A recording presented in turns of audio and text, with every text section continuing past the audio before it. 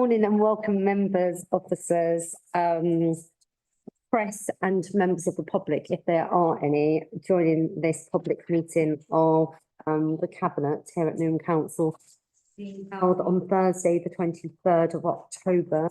The meeting is being live streamed on the Council's YouTube channel, so welcome everyone watching us on YouTube. Councillors that are unable to join this meeting obviously are able to join remotely, but they won't be able to present a motion as it relates to a report as designated a motion or vote, and their attendance won't be officially recorded. With regards to meeting etiquette, please can I ask that you indicate if you wish to speak by raising your hand, or if you're online by using the hand symbol on the Zoom dashboard.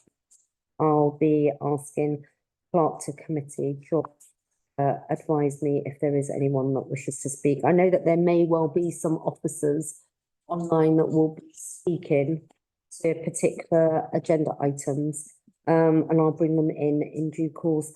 And as a reminder, please can I ask members and officers to introduce themselves when speaking, and kindly do advise your portfolio position or your committee position as appropriate. Wanted to also welcome the Chair of Voting and Scrutiny, Councillor Lester Hudson, and just also to advise colleagues at circa 11:30, we're going to be formally welcoming, I will be, a delegation that's been brought over by Councillor Salim Patel. It's a delegation of guests from overseas, Dr. Professor Shafiq, Dr. Zulfa Faruqi, Syed Safar Iqbal, and Imtiaz Patel. And they're currently just doing a visit to the UK to look at how local democracy and national democracy operates. And I've invited them to come and do some observation of this formal meeting of Cabinet. So let's just move straight to the agenda items. Apologies for absence. Are there any formal apologies for absence received, Joy? Yes, apologies from Councillor Dominance. All right, thank you very much. Are there any other apologies that any of the Cabinet members or members of the executive has of that? No. All right, great. Declarations of interest. So this is a time, in accordance with the Members' Code of Conduct, for members to declare any disclosable pecuniary interests or non-pecuniary interests they may have in any matter being considered at this meeting, having regard to the guidance attached to the agenda, which is detailed across pages 9 and 10. So this is for members present on declarations of interest. Thank you, Chair. Blossom Young, Cabinet Lead for Council Housing Improvements. I have a business interest in item 11, which I feel would be, my view would be prejudicial, and so I'd like to step out of that conversation. Thank you very much for advising, and that will be noted in the minutes. Are there any other declarations of interest? No. Okay, fine, that's been noted. Moving on to agenda item appointments to outside bodies. There are no appointments to outside bodies to be announced today. Oh, sorry, Miss. I'll come to those. Okay, let me just jump back to 3 minutes of the decisions made at the Cabinet meeting held on the 16th of September. And those are across pages 11 to 22. Can I just invite Cabinet members to advise that this is an accurate record of the decisions made at that meeting on the 6th of September? Do we agree? Agree. Sorry, was that a finger up to say, no, right, you agree. That's all agreed. Yeah. Thank you. Thanks, Jamie. Right, so we've done agenda item 4. Now moving on to the substantive agenda items. We've got an executive response to the Manor Park gym calling. That's covered off on pages 23 to 46 of the agenda pack. I'll be inviting Councillor Rita Chadden as the cabinet lead for this. Please, firstly, can I welcome once again the Chair of Overview and Scrutiny, Councillor Lister Hudson, to cabinet this morning, and ask him to briefly introduce the reason for the committee's of this report and its recommendations. And you'll have up to 2 minutes. And then I will be inviting Councillor Rita Chadder to provide the executive response thereafter. Over to you. Many colleagues, residents, in Newham, we're proud of our people, proud of their energy, resilience, determination, to build strong and healthy communities. We know that 2 million of our Newham residents face significant health inequalities during the most densely populated boroughs in England. Access to safe water and spaces is what critically make a challenge. Access to facilities is important in improving the outcomes of the life of our residents. So with the calling of the cabinet decision about the Manor Park gym, we're talking about important issue, balancing priorities and balancing budgets. We are disappointed that the executive decided to reject our recommendation, so let me provide some additional context, quickly more advice. I would expect the financial appraisal of this scheme as a standalone investment to show how many additional funders will break even over a 5-year span. Back of a fag packet calculation would say 920 people need to come to this scheme. And you can make various assumptions about the weighted average cost of capital and the annuity factor. One of the balance between our recommendations and the underpin seriousness of our concerns, councils have services where spending is statutory, and we have a legal obligation to provide those services, and we have services where spending is discretionary, and there has to be some flexibility about whether we can provide those services or not. You will have seen the summary of our recommendation, and this calling is about discretionary spend. We have very serious questions about this project. What's the process, the vision, the financial decision-making process, and the thinking about discretionary spend by the council with exceptional financial support. Now, given the pressure, how do we justify £2.1 million discretionary spend on a single project when the council faces a deficit in the medium term of 90 million? Scrutiny asks, and we have asked whether the council has been given enough detail about value for money, about alternative options, including relieving the burden from the public first. I would like to remind members of the dark day before the Enlightenment in 2018. Acton Leisure Centre was re-provided with a gym, swimming pool, no recurring interest cost. A regenerated scheme that financially watched its face. The previous mayor was not happy, but that's another story. But the previous director of finance was. In arriving at those recommendations, we make observations. In our case, the lack of access to documents, material, decision-making process, and the quality of the information available. The accepted information, the quality of it, exceptionally poor. Scrutiny is concerned about the quality of the fit-out, I'm concerned about the quality, budget, and process. Disappointingly, leasing the site to the commercial viable operator to fit out the site independently of public funds was not considered instead of allocating £2.1 million for the fit-out project. Given the pressure on the public hand, must be balanced near council priorities. Given the current budget deficit of around about 90 million, which is on the agenda of scrutiny tonight, all new discretionary spend and all new additional subsidies need to be halted while Newham Council agrees a medium-term budget. I will repeat that again. All new discretionary spend and all new additional subsidies need to be halted. Mayor, colleagues and residents, we are disappointed that the executive has rejected our recommendations. Let me make it clear, and I've said before, we will keep on asking the tough questions. We will keep on insisting that any public contribution is justified by clear reasoned documentation. The tough questions to make sure the expenditure brings measurable benefits to our residents. Every pound matters. We ask the tough questions to make decisions better, because every new resident matters. Thank you very much for your time. And my voice, I thought that's my voice. So much, actually.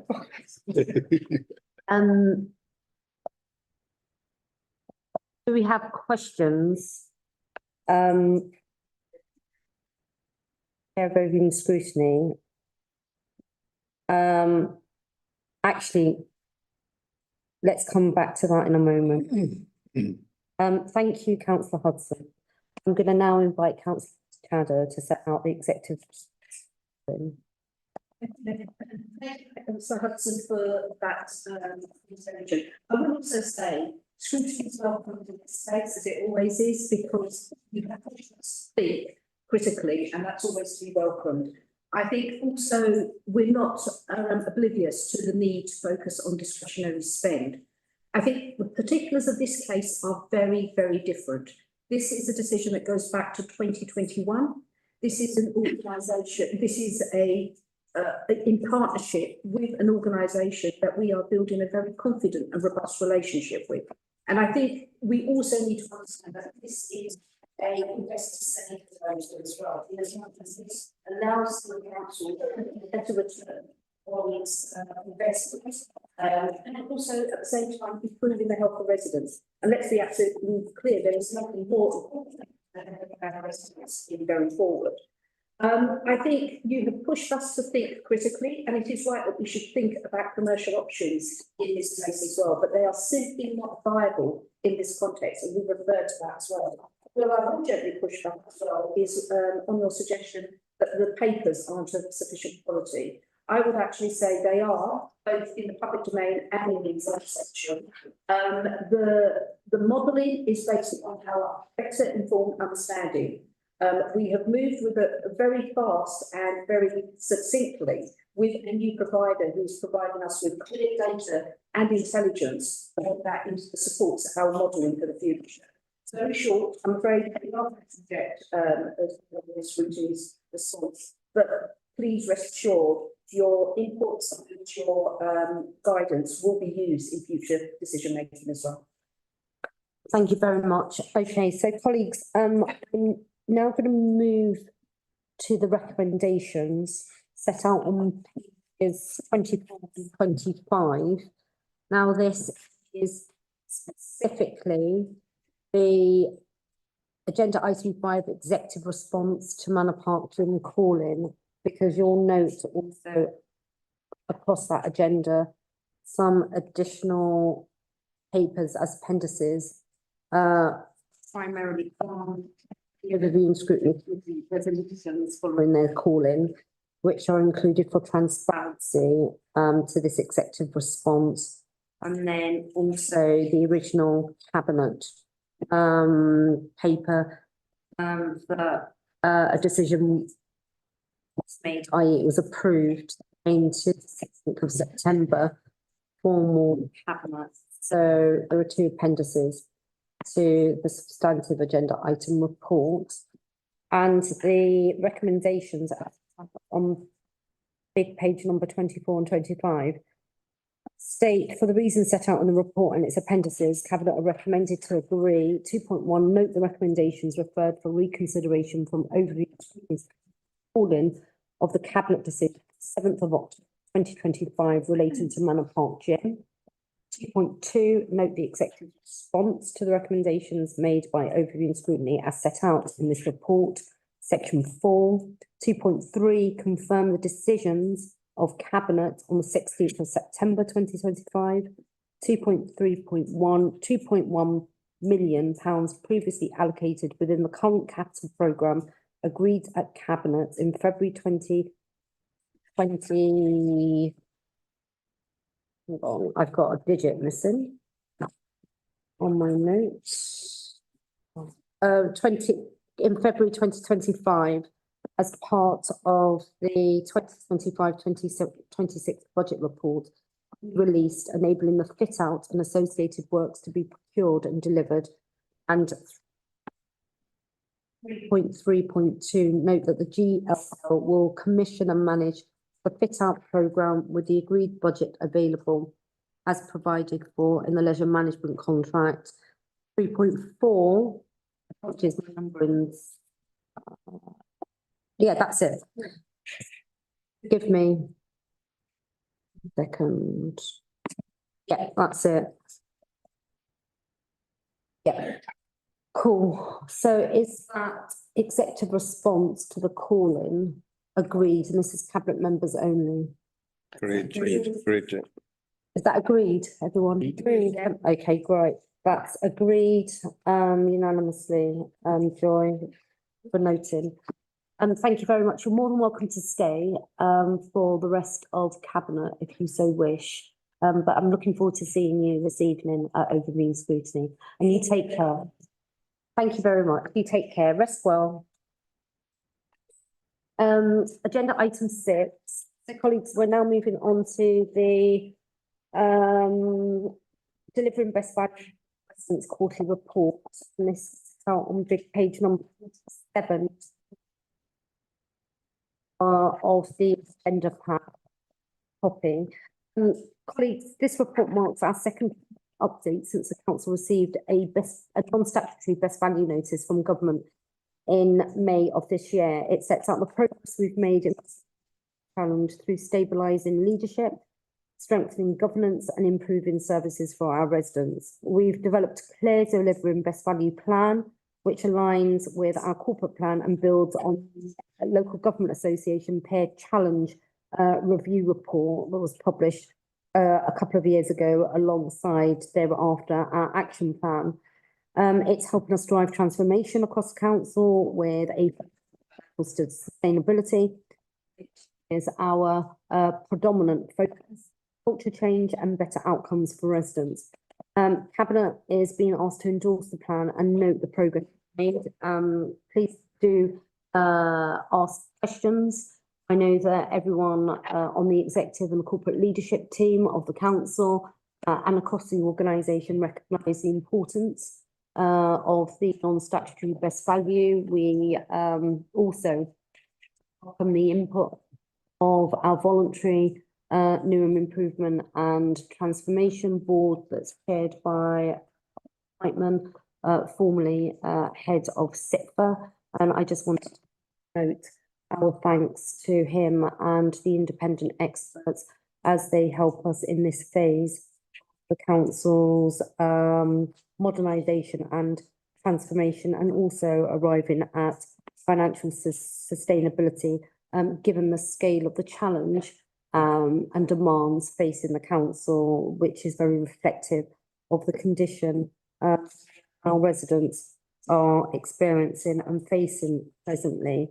So as mentioned, we've been asked to endorse the plan and note the progress being made, and very much this quarterly report, as with the previous that was presented to a formal cabinet, and future ones as we progress, demonstrates we are serious about improvement and that we are capable of leading that change ourselves with pace, purpose and transparency, but also with frankness and honesty, because that's what our residents deserve.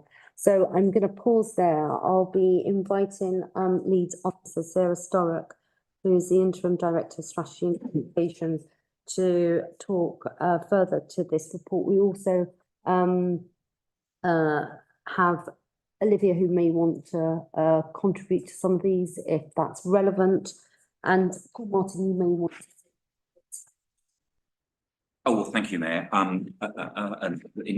It's endorse everything you just said, so I won't repeat it, but I think that what you said is important.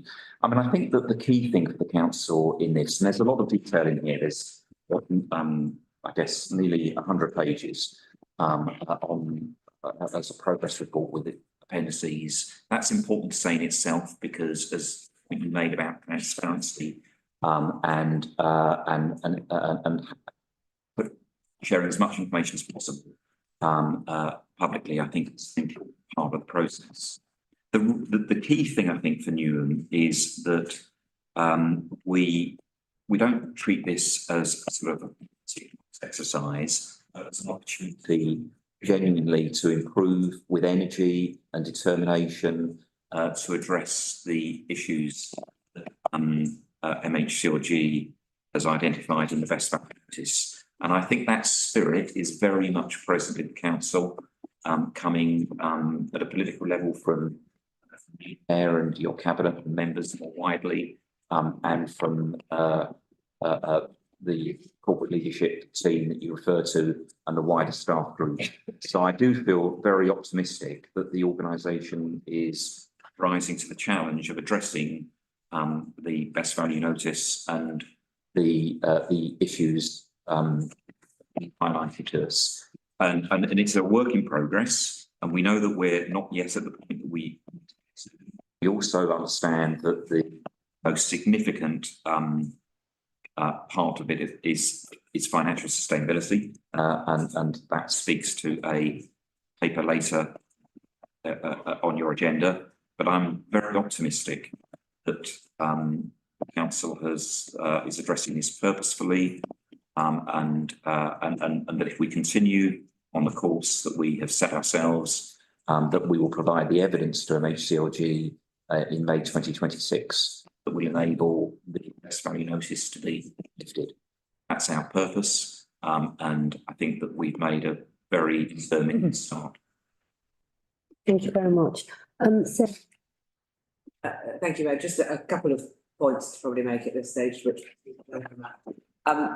this report covers quite a lot of ground. Inevitably, it's the first time we've published the plan that we've got, but it also, just to flag, encompasses this time the quarterly reports on our progress on our LGA Corporate Peer Challenge Action Plan, and it includes our quarterly update on transforming Newham for the future, both elements of which are important as part of our wider improvement work. The things I would draw out particularly though in the report is that this includes also, for the first time, a quarterly assessment from the Newham Transformation and Improvement Board of our progress, and also reflects the conversations that we've been having, the regular conversations that we have with the Ministry of Communities, Housing Communities and Local Government. And I think the key message is really probably coming out from both of those are that we've got a lot of the right things in place and we are making some good progress. We need to make sure we continue to make that progress, and we need to make sure that our actions have impact and that we're all taking forward. Thank you very much. Okay, I'm gonna open up to any questions. Councillor Shadow. Thank you for these papers. I think the comprehensive nature of them is really progress in terms of us kind of being able to demonstrate that aspect of transparency, but also that aspect of integration, that this is a whole council approach as well. I note in the papers that the chair of Independent Newham Transformation Improvement Board, Rob Huntman, said that with the right leadership and focus, the council has the potential to meet the expectations set out in the best value notice. What more can we do to make sure that we keep the momentum up? What more should we be looking to our partners to help us in achieving these as well?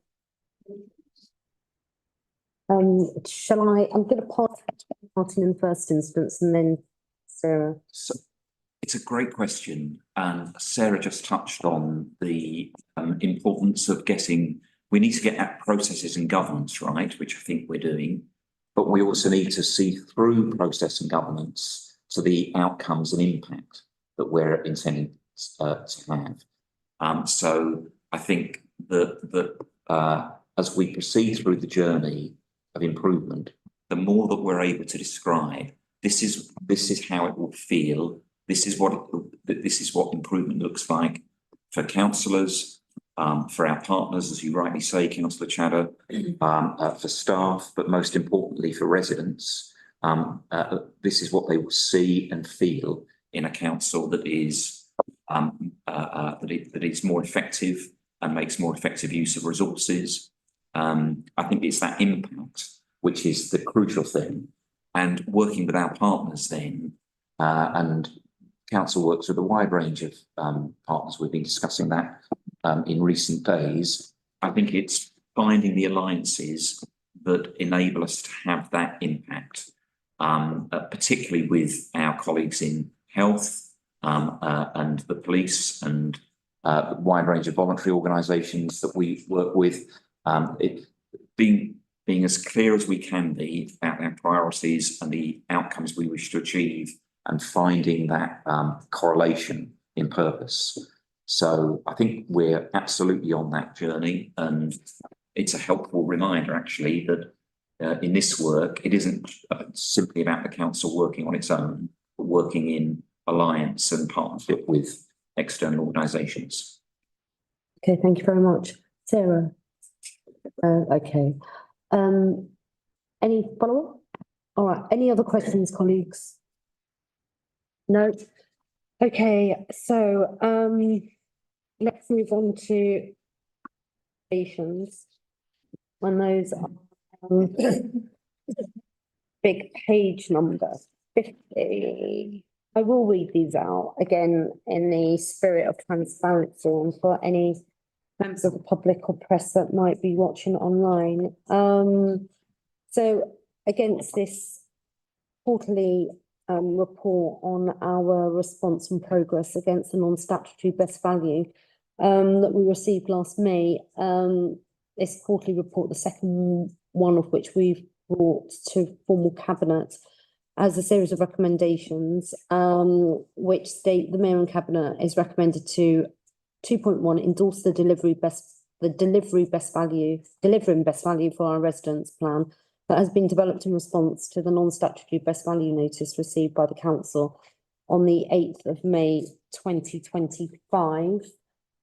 Can I just make a request that the minutes insert against 2.1 where it's got to the best value, it's a non-statutory best value notice, and it's important that that's understood and we're maintaining consistency, because there's a real difference between non-statutory and a statutory best value.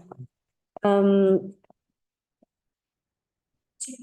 note the progress made since the last July 25 on priority areas for improvement, together with the September assessment from the independent members of the Newham Transformation and Improvement Board, and the report on our second quarterly meeting with officials from the Ministry of Housing, Communities and Local Government on the 23rd of September.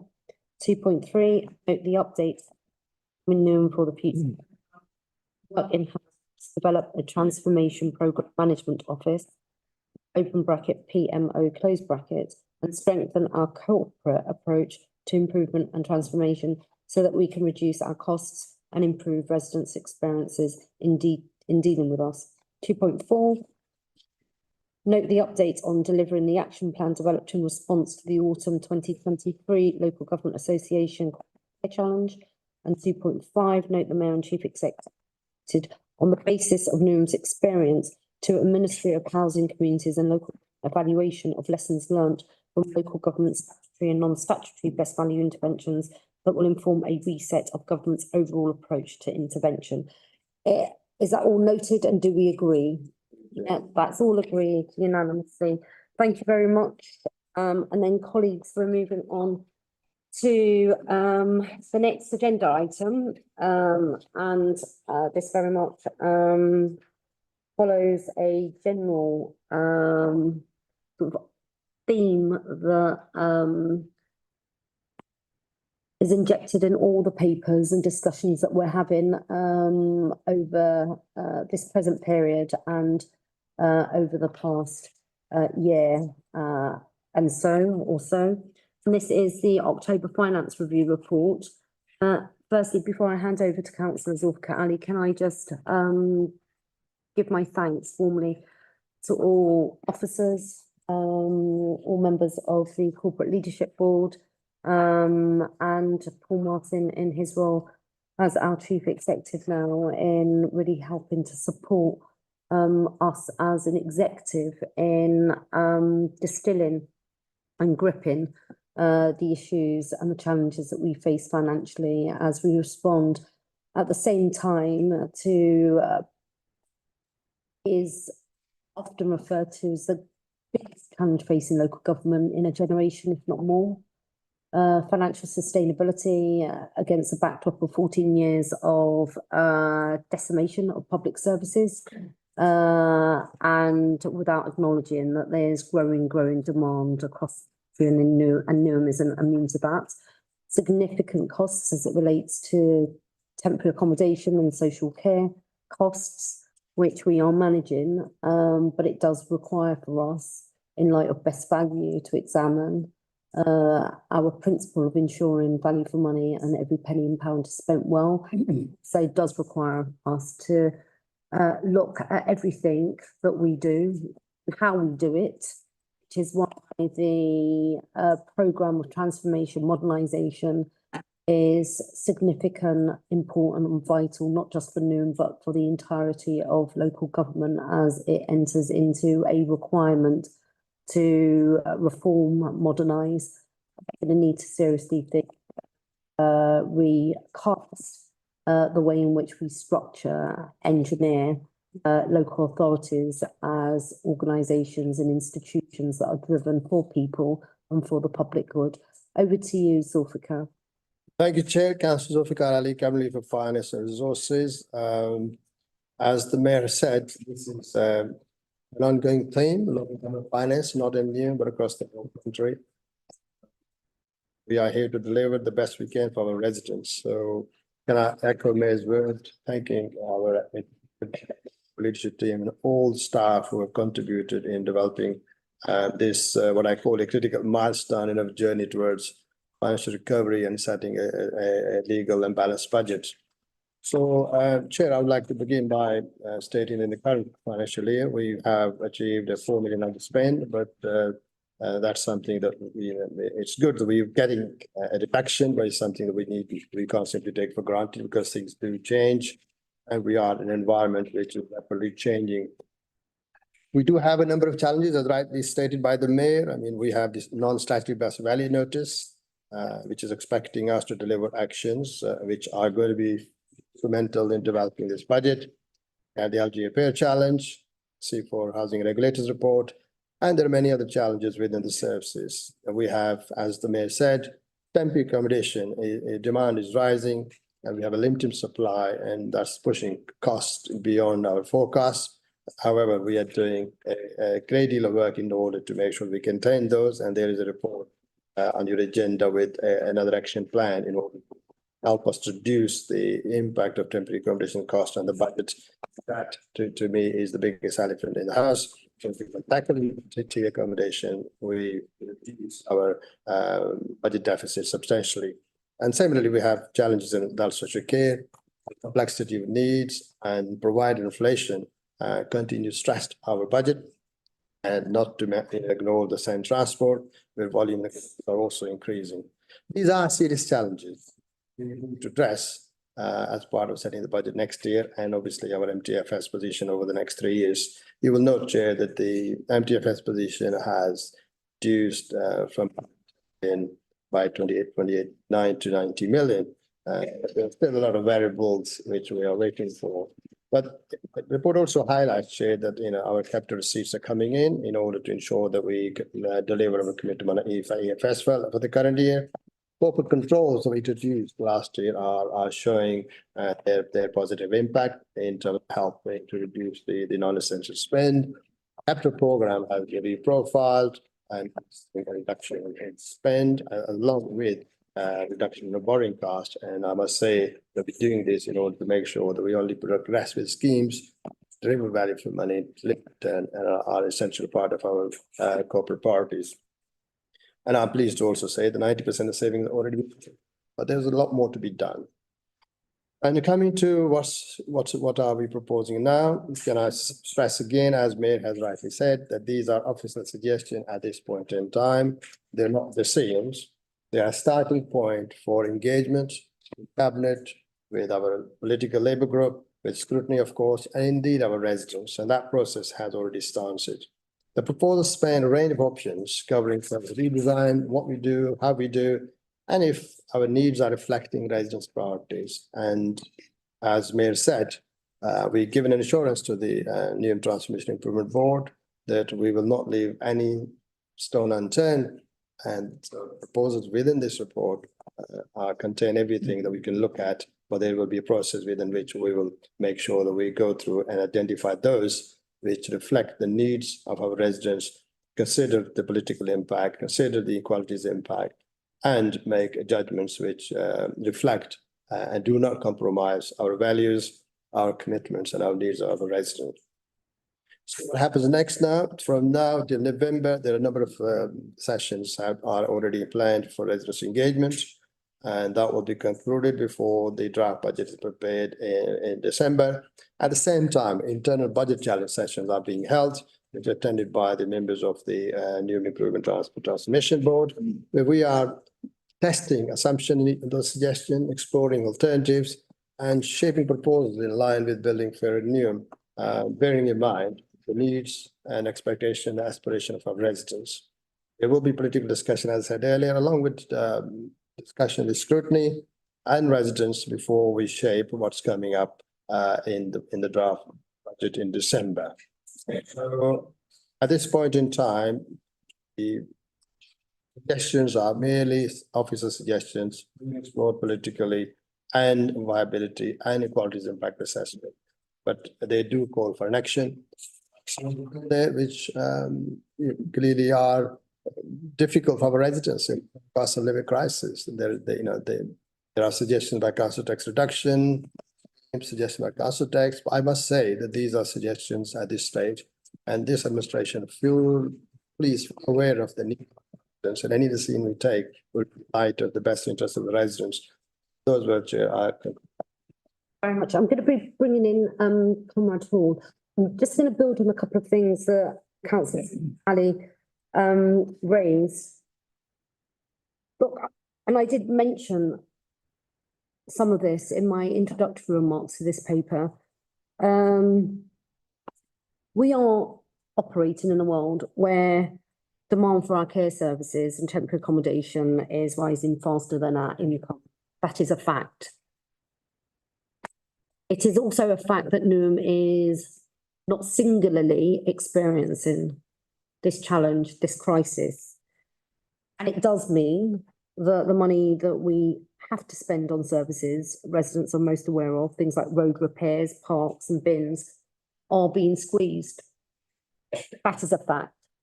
But it's also a fact elsewhere. Newham is not unique in these challenges. We have a specific issue as it relates to temporary accommodation costs, but it is also a fact that other local authorities similarly have issues with temporary accommodation costs. We have an ineffective wider system, and we have residents' households challenged because of the cost of living crisis. And we, it is a fact, are at the sharp end of that housing crisis in the capital. And without the £140 million predicted cost of providing temporary accommodation by 2028-29, which we've modelled, because it is right that we are honest and we are robust in our modelling and honest with members and honest with residents, this is what we're facing. But without that, had we not had the £140 million predicted cost of providing temporary accommodation, we would be in a much more comfortable position in setting a stable and sustainable budget. And that's really important because it requires us to continue lending our voice and being at the forefront, amplifying that in discussion by the sector, local government, with national government, and with the housing suppliers. And all of us have got to figure this out. It is not a one single council challenge. It's a systems-wide challenge that we've got to all deal with. And again, just talking of the report and what's been set out, these are options put forward by officers. And it's right in the context of a non-statutory best value situation that we're in, that we demonstrate that we work well effectively with our officers who are experts, who have views, who have perspectives, which we will listen to, and we do as well. But we work with them collaboratively in a collective way in order to deal with the challenges that we face, because we will find the answers and we will work this through and we will be honest about what it is we can and cannot do. And it is important that residents understand that the range of options we are having to consider under our obligation, which is legal. And we are considering these because we have to legally set a balanced budget.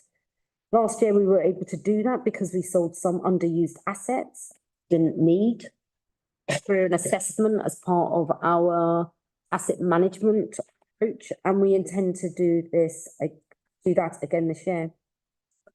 So our alert, but we can only sell things once, and we need to build a budget that is sustainable for years to come.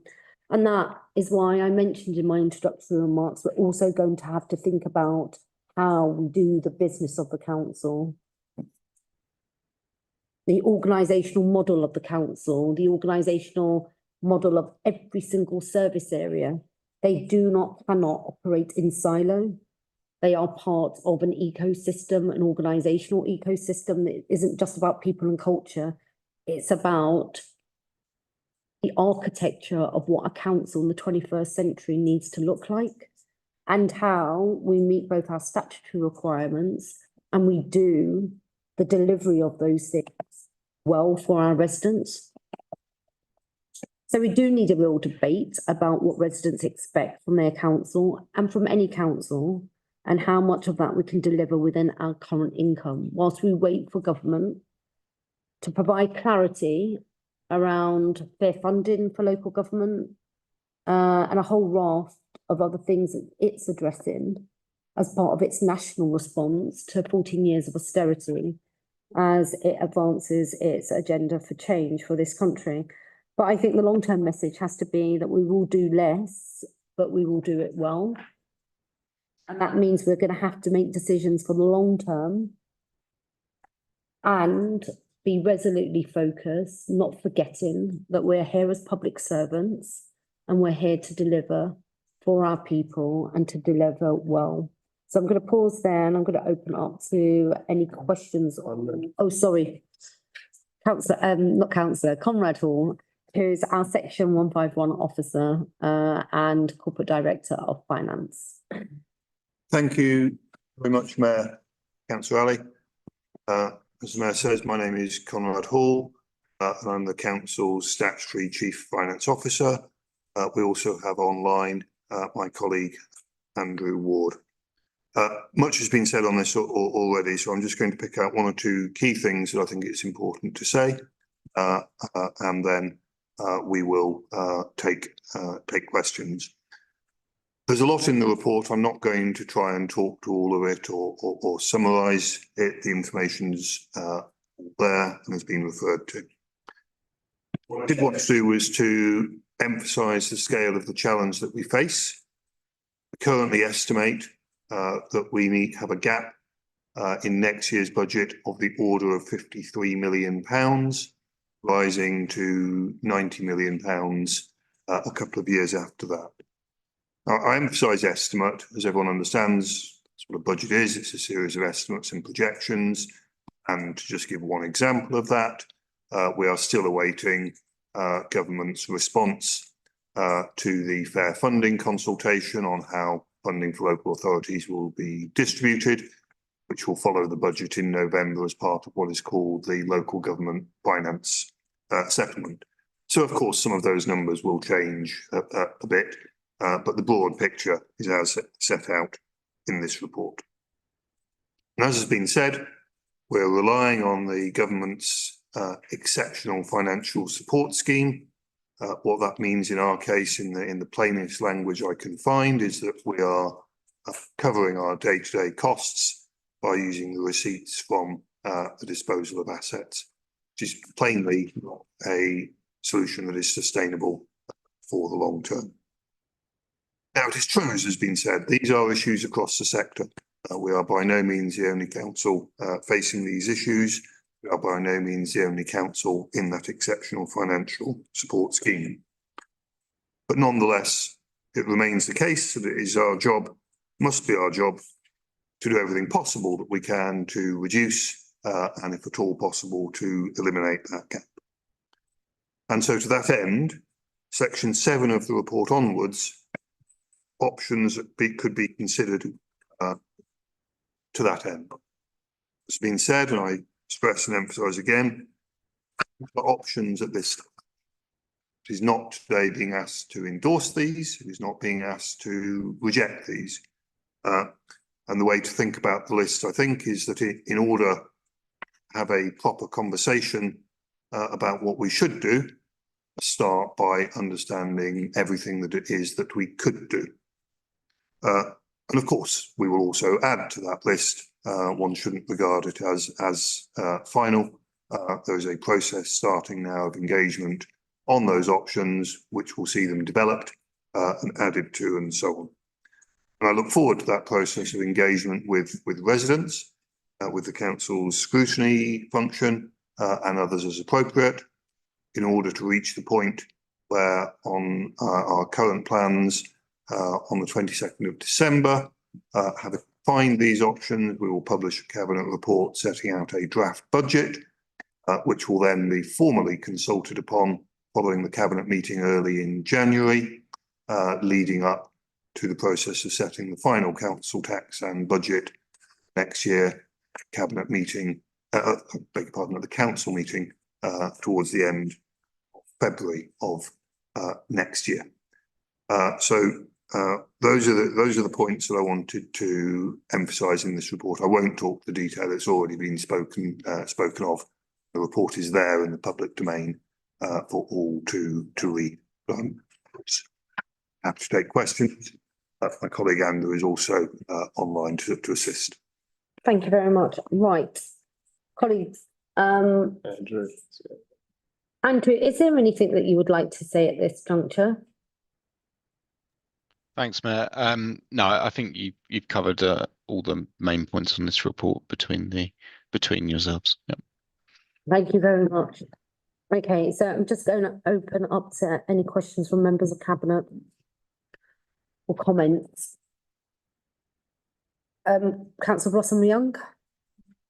Thank you. And look, I think colleagues have referred to the scale of the challenge that we have here and the importance, particularly thinking about best value, of financial stability being and sustainability being a really key component of our response to that non-statutory best value notice. I guess as elected members, we have a responsibility to our residents to make sure these options are considered really carefully, to no stone unturned, and to contemplate all the options available to us, no matter how difficult those may be. I wondered whether we can provide some assurance to residents about their role and involvement in this process, and how they can have their say on the difficult choices we face. Okay. Thank you, Chair. Thank you, Councillor Blossom. And absolutely, I think, as you've rightly said, we are here to deliver the best for our residents, and we are accountable to them. So it is critically important that they are part of the deliberation we have between now and setting the budget. And we want to hear from the residents, and we want to know what their difficulties are, challenges are, their aspirations are, what we are doing for them, or what they think we're not doing for them. So we are committed ensuring that residents do have a meaningful voice in this process. And as I said earlier, these proposals, and it's been confirmed, they are led. The cabinet will consider this very carefully after the engagement process, which has already being set to progress and begin. Our aim is to ensure that people have a voice, hear those voices, look at the suggestions and feedback we get, and before the cabinet discusses collectively and the administration collectively discusses those voices and those suggestions for a final budget is drafted for the January cabinet meeting. Ultimately, we need to make sure that we prioritize what are the priorities of our residents. That's what we're here to reflect that in our actions as part of the budget setting process. Thank you. I hope that answers your question. Thank you. Thank you very much. Is there anything else? I just wondered if helpful, bearing in mind that we're online and being watched, would it be of assistance if I just reminded colleagues and those watching of the schedule of meetings with the public over the next week, month or so? Are they finalised or are they yet to be published? In the time. Yeah. Just give an overview, yeah? Okay, so over the next 6 weeks, from Monday the 27th onwards, we have so far booked 7 events. They're a mixture of on-person and online. Some all open to the public, of course, some as general invite, some focused on particular groups, for example, young people, business community or the voluntary community, faith sector. So, there will be an opportunity for anyone who wants to attend one or more or all of those meetings, or of course, residents can simply email the councillors to make comments and we'll take into account. Okay. Are there any other questions, colleagues? Oh, sorry, yeah, Monte. Yeah, can I just ask, how will this information be advertised? How will our residents, apart from what's being told today?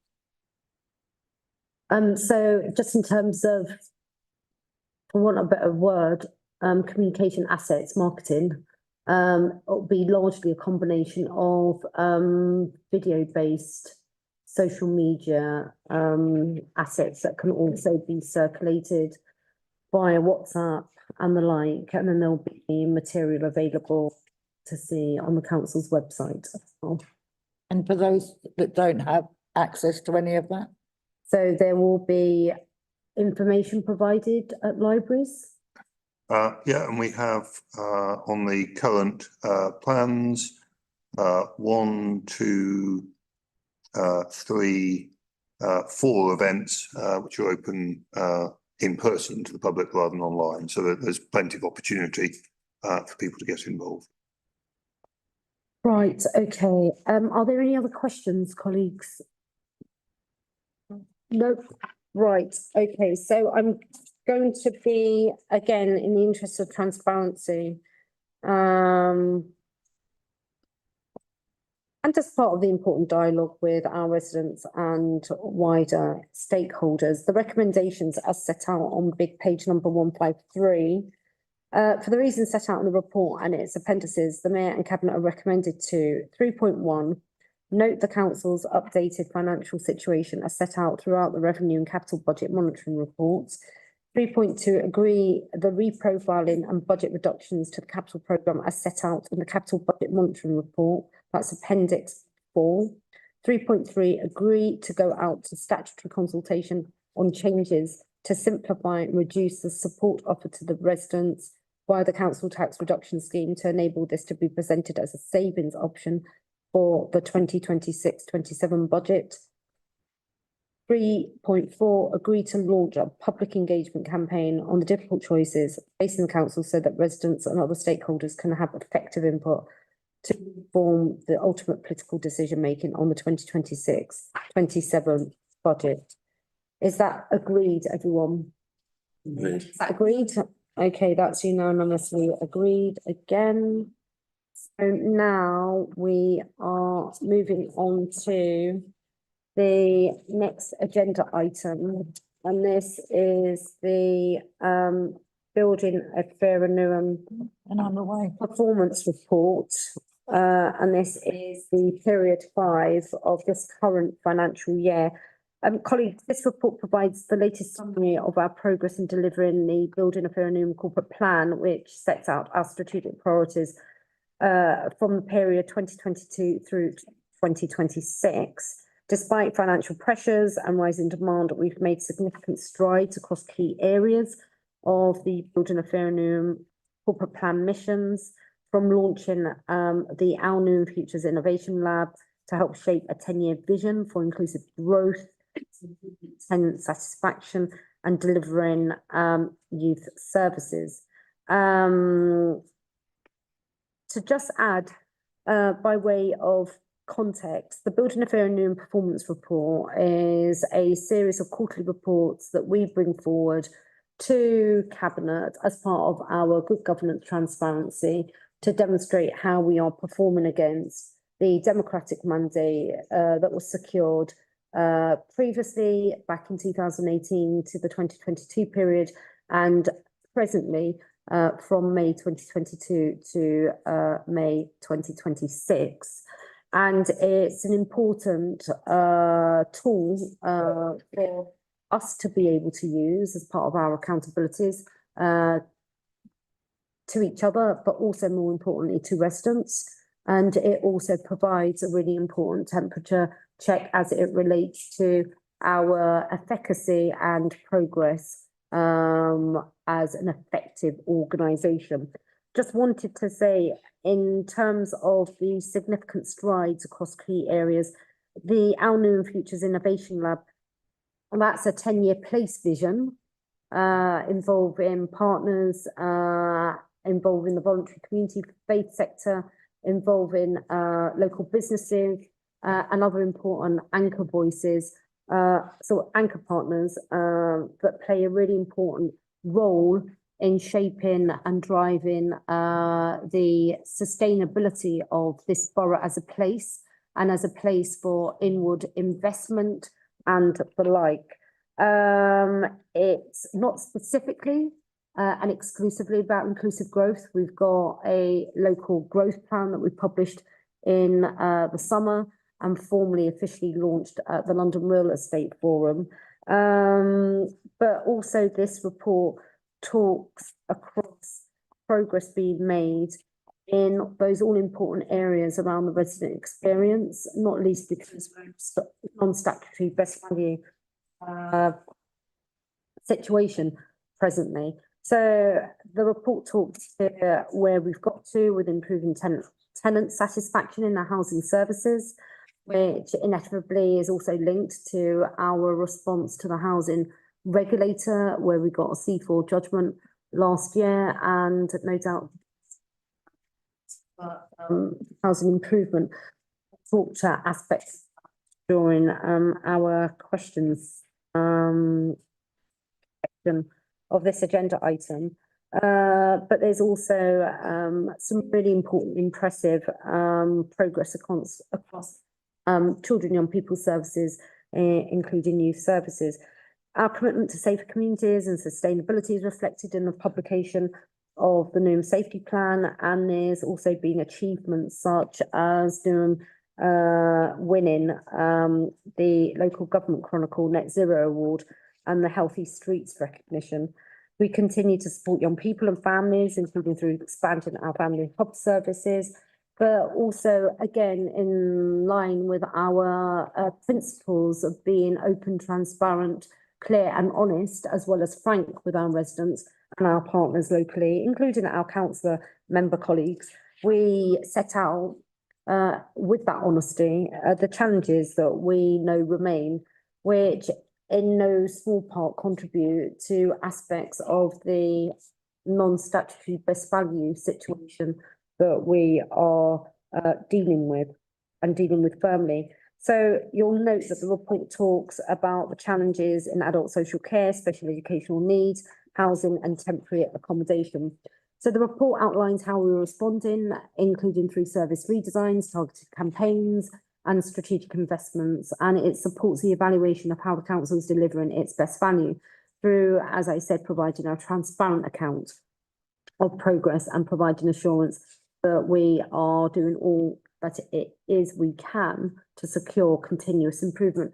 And continuous improvement isn't something that is unique to Newham. It is a normal part of any organisational construct and activity. We will always be, as an organisation, and rightly, on a pathway of continuous improvement. Any organisation that stops, thinks continuous improvement has an endpoint, will be an organisation that eventually will just unravel and die. So I invite Cabinet to note the progress made so far as outlined in the report and reaffirm our shared commitment of delivering best value for money and excellence in our public service to our residents. And I commend this report to Cabinet colleagues. At this juncture, I'm inviting officer colleagues, Conrad Hall and Jo Stafford, if she's here to talk to this. She might be online. But before I do that, may I just welcome our guests that have come to observe our formal proceedings of Cabinet. And Councillor Sarah, thank you so much for bringing guests from overseas. And we very much welcome interest in seeing how the governance and decision-making of Newham Council works. And I know that you'll be going on to Parliament later this afternoon, so you'll have an opportunity to consider the differences between local and national government. We do all the important hard work, full of all the complexity and challenges, and they just have this grand forum that they debate and have a little bit of a bum fight. So thank you so much for coming, and I hope you enjoy your time as you're watching. So, Conrad. I can say a word or two if helpful, but I think principally myself and Sarah are just here, and indeed other officer colleagues are here to take questions on it as necessary. Jo Stafford, who did all the work compiling this, unfortunately has another commitment and sends her apologies and is not able to join online. The report, and the purpose of it as defined, is just to report transparently and in public the council's performance on key measures, how we are going about trying to improve services for residents, how we are going about trying to improve the way the council operates, and being honest about where things aren't working quite as they should do.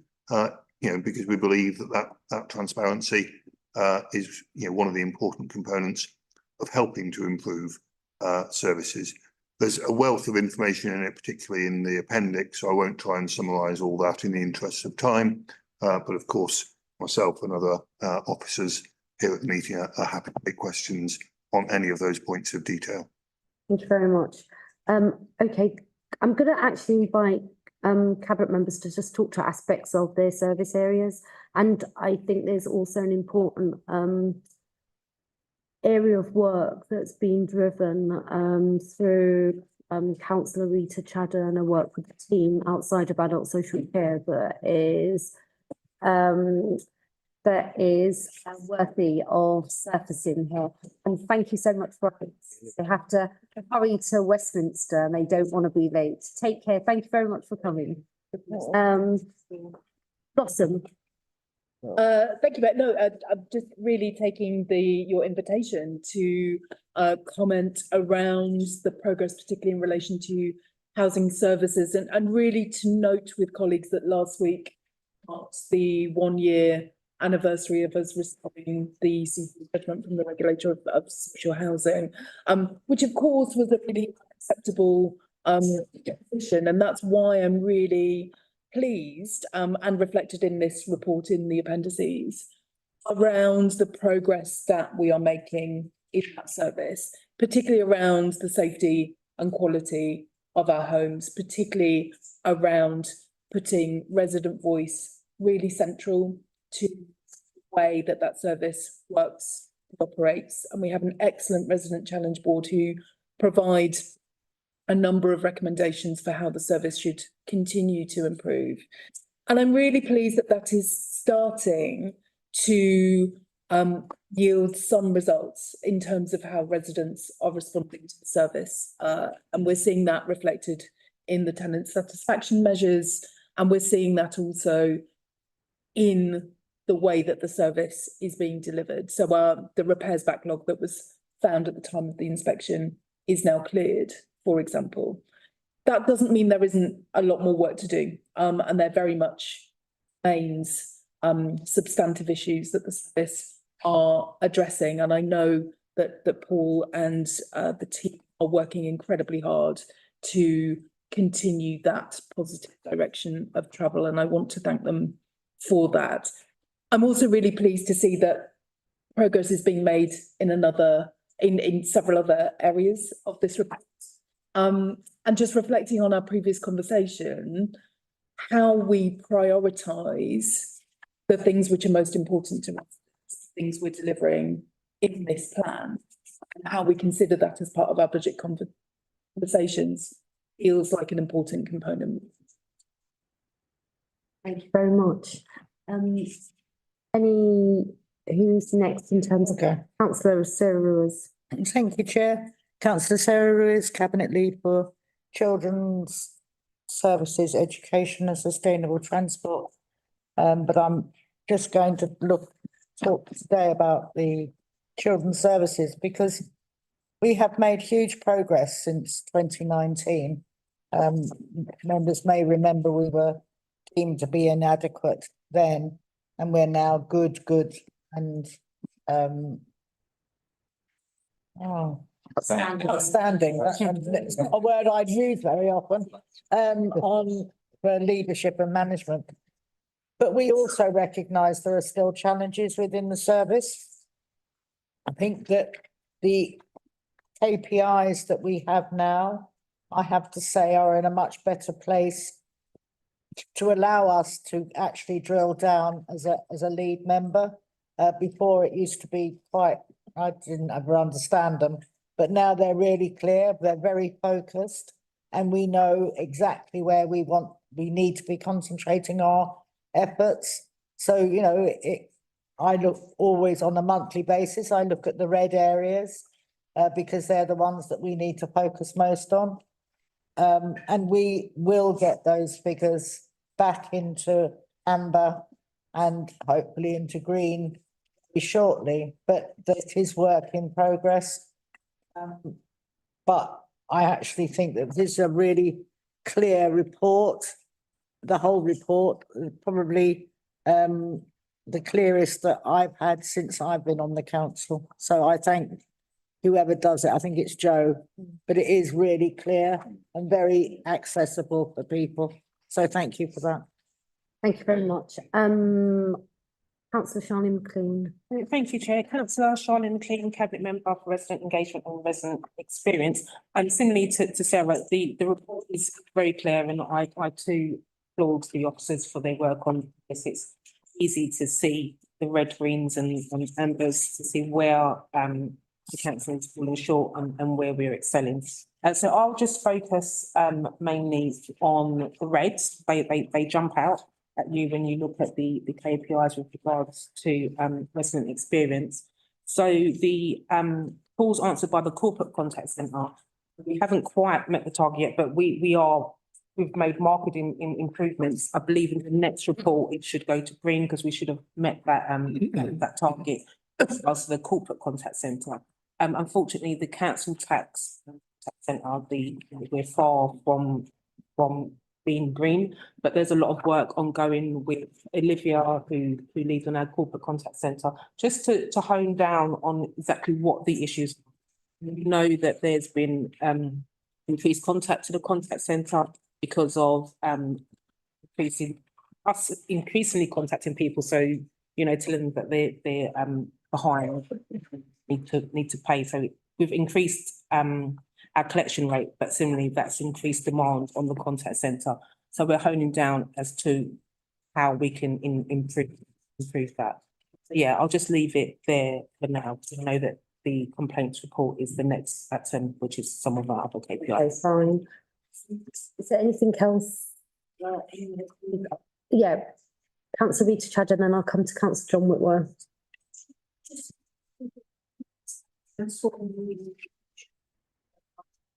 There are key tendencies between that and performance and reports as they come through.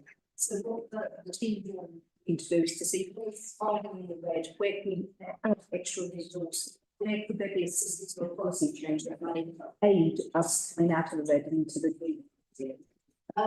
The key things to remember, just kind of one protection of who's watching online. It's just having some changes in terms of that first contact. There is a very useful and a very robust chatbot on the front page of the website that's actually helped reduce demand. So if people are struggling to get through in any other way, I strongly recommend using the chatbot to resolve any issues that you may have with the council. And it's based on what we know are the high percentage questions asked by members of the public. And there is more in that space as well that make that interface a lot easier as well, working obviously with Councillor McLean. Just turning now to the ageing well, the healthy and ageing well priority, which is number 1 in the pack. So I think just turning to the red areas, obviously admissions to residential care homes is an issue. It's something that we have very little control of, although we are as an organisation, we can do pressures on that as well. It's almost 52 extra beds, which is usually home for help. Having said that, this also speaks to needing a wider partnership approach as well. And I think the work with colleagues at in the NHS on that, alongside also taking a deep dive into this scrutiny as well in November. Turning attention to rough sleeping, this remains an area of concern, and also we need to be cognizant that if somebody is forced onto the streets, you may have a duty to support them into temporary accommodation and that kind of pressure. So definitely having to be found on the street, that's mostly beneficial for them, but also for the organisations. Although numbers in this space are always difficult to gauge, we are seeing a slight downward trend, and there is a national count is on Tuesday or Wednesday this week as well. So next week. So hopefully we'll see a reduction. We're committed to reducing homelessness completely in terms of nobody having to sleep on the streets. But as with every other local authority, that's a huge challenge in the but I think we ask our team to actually be able to go down onto some of this. In that respect, this performance report is hugely helpful. We may also, in the healthy and young and ageing well space, increase winter pressures. So you may see a spike in some of these indicators in the next quarter. Thank you very much. Councillor John Whitworth. Thank you, Chair. Yeah, Councillor John Whitworth, Cabinet Member for Air Quality, Climate Emergency and Environment.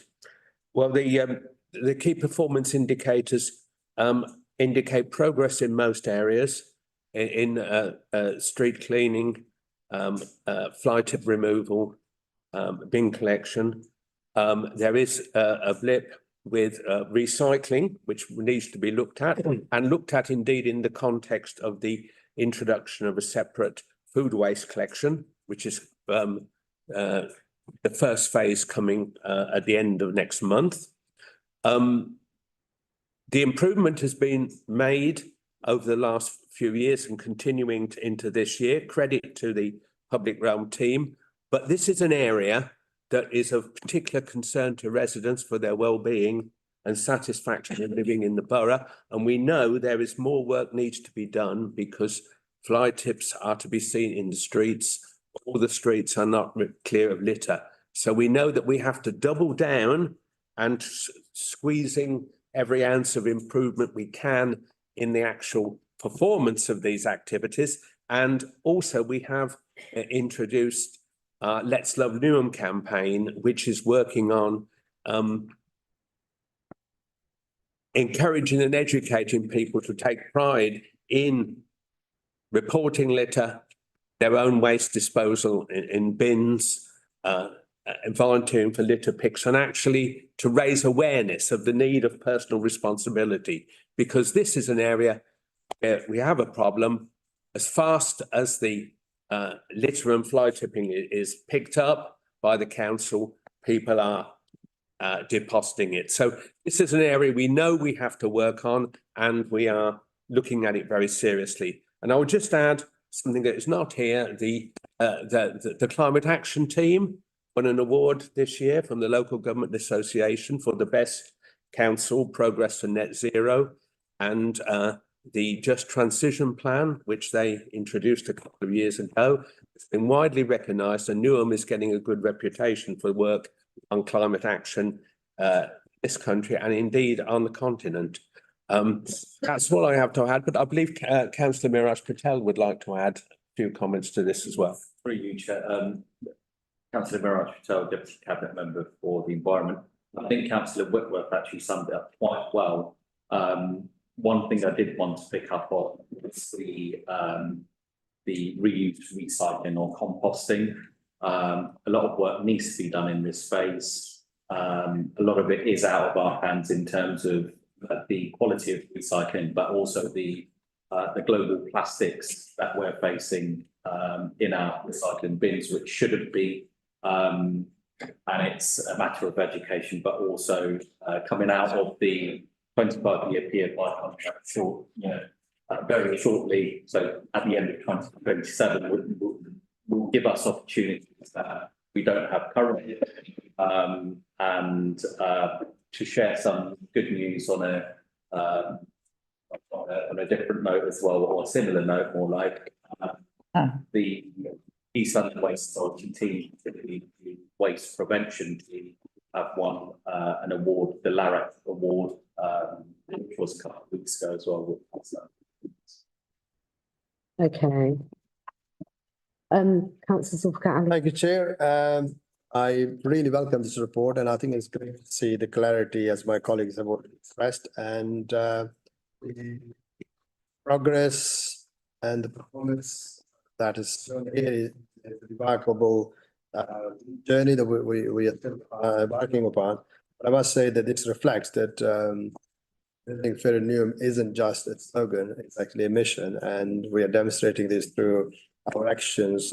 At the same time, clearly we have difficult time ahead, but we will continue to be on this journey, deliver the best for our residents, every area and every ward, and demonstrate that we are doing everything from many perspectives under difficult circumstances, but it's great progress. And I think it's worth reflecting and thanking staff for producing such a wonderful report that demonstrates clearly that we have demonstrated good success, but there are still a number of challenges we need to work on, and I'm sure that we will collectively do that. Thank you very much. Right, Councillor Amma Verdi. Thank you, Chair. Councillor Amma Verdi, Cabinet Member for Community Safety, Housing Needs, PRS and Homelessness. Mayor, you touched on the journey of continuous improvement, and I think that's something we have to continue to strive for. Looking at my respective roles or portfolios, I'm pleased to see in community safety the amount of change that we have made in terms of a new strategic approach in our community safety partnership plan, which brings all components of the council together, whether it's been adults, health, children's services, public realm, all together, and statutory partners like the London Fire Brigade and Met Police around how we create a safer Newham. Pleased to see the fact that in some of the issues around hate crime and ASB, we've seen an actual improvement. And just to advise residents, we've actually got a refreshed hate crime survey live at the moment, which I encourage residents to take and feed input into. Furthermore, in terms of my other portfolio responsibilities within the private rental sector, you'll see a good level of compliance in terms of the support we're providing to our landlords and ensuring that the homes that are for our residents or tenants are up to date. You'll probably hear later on in terms of the homelessness programme response as well, how we're trying to test that we support residents in temporary accommodation and that preventative approach. I recognise there's still more to do on that front. I think with what we're trying to do, not just community safety and housing needs and the private rental sector, is just continue to look at that innovation approach around what we can do and how we bring all our partners together to change the landscape. Pleased to see supporting our young people, the youth justice system as well. We've seen improvement on that front. And same again in terms of knife crime reduction as well and crime on that aspect, which we've seen positive in terms of what we've seen of our knife bins, has been a good testament to trying to do. Recognise the landscape of the London scaling challenges, obviously have a knock-on effect in terms of what we're seeing in Newham and the growing population, which I think we sometimes take for granted as well in terms of the net people living in this borough the challenges that it faced. But I'm pleased to see in terms of approaches that we're taking in terms of new gambling approach and our policies, licensing policy revisions. I actually improve in the landscape what we're trying to say for business networks in East Town establishments as well. We tackle some of the issues we've got. And the same again, just to add that there's still definitely room for improvement and we can't be complacent. Thank you, Chair. Okay, thank you very much. All right, colleagues, I'm going to suggest that we move on. We've got recommendations against this cabinet report, and they're set out on page number 273. For the reasons set out in the report and its appendices, the Mayor and Cabinet are recommended to 2.1. Note the progress made in 2025-26 so far in delivering the Building a Fairer Newham corporate delivery plan as outlined in this report and its appendices. Is that agreed? Indeed. That's unanimously agreed. Thank you very much. Segueing neatly into item 9, which is the annual complaints report for 2024-25, and that's covered off big page numbers 335 to 380. And I'll invite Councillor Charlie McLean to introduce the report. Thank you, Chair. Councillor Charlie McLean, Cabinet Member for Resident Engagement and Resident Experience. And so I'm pleased to present the annual complaints report for 2024-25. Which provides a comprehensive overview of how the council has responded to resident concerns and used complaints as a tool for learning and service improvement. I remain committed to ensuring that our residents receive timely, fair and high quality responses when they raise issues. And this report reflects our ongoing journey to embed a culture of accountability, continuous improvement across all services. This year has seen an increase in complaint volumes driven by major service changes, such as the waste collection overhaul, where we changed the way they presented their bins, and ongoing pressures in housing. Despite this, our teams have worked hard to maintain performance with improvements in stage 2 complaint resolution and also member inquiry responsiveness. I'm particularly proud of our progress in early resolution, evidenced by a strong performance in the local government and social care ombudsman's ranking Newham as the 4th highest in London. Each of the 206 complaints raised by residents with them, cases were investigated and 35 of those were upheld, meaning that less than 1% of stage 1 corporate complaints went on to become an investigation with the local government ombudsman. These achievements demonstrate our commitment to listening to residents, learning from mistakes, and more importantly, delivering better outcomes. Looking ahead, the launch of our new casework management system and enhanced member inquiry portal are a step change in how we manage and respond to complaints.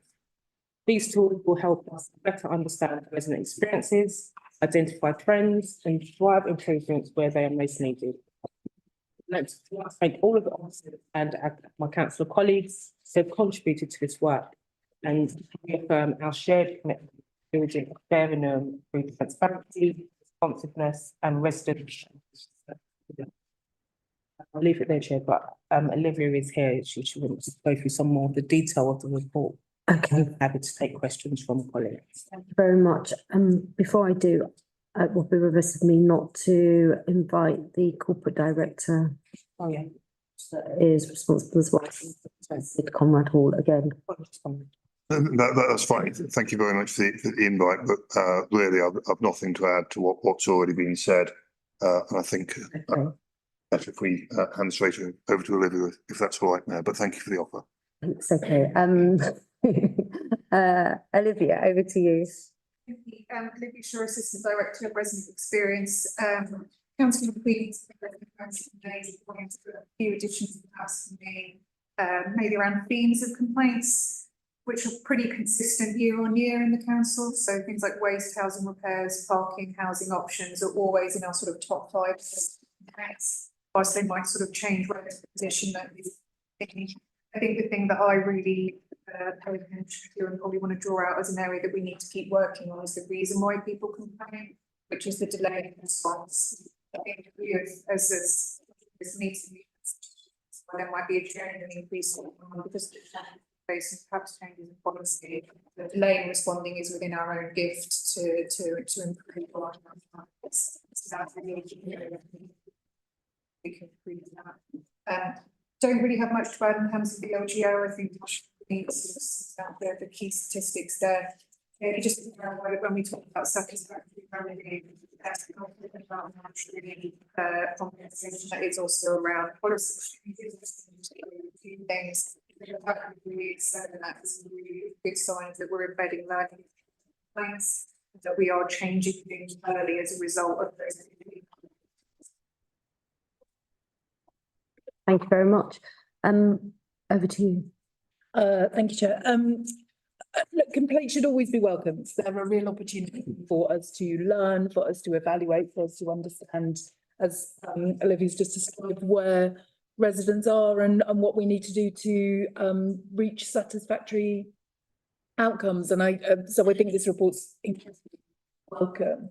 But I did notice the particular reference to waste and the particular reference around, which seems to be around the service change. So seems to be around the kind of move around changes to bin collections. And I wonder if that speaks to a wider point around where we are implementing wider service change, what more we can be doing to prepare residents for that, or to make sure that people understand what the plan changes are, to make sure we're heading a lot of. Yeah, I mean, I can start off. So we're lucky. Amy's here. And it's quite a timely question because we've had the change in, and also we've got the food waste coming up. So it would be great to hear from Amy exactly what learning has been made and what tweaks will be done to ensure that we don't get as many complaints around. So I'll hand over to Amy if that's okay. Hey. Yeah, I'm happy to answer that. So I'm Amy Harris, Director of the Public Realm.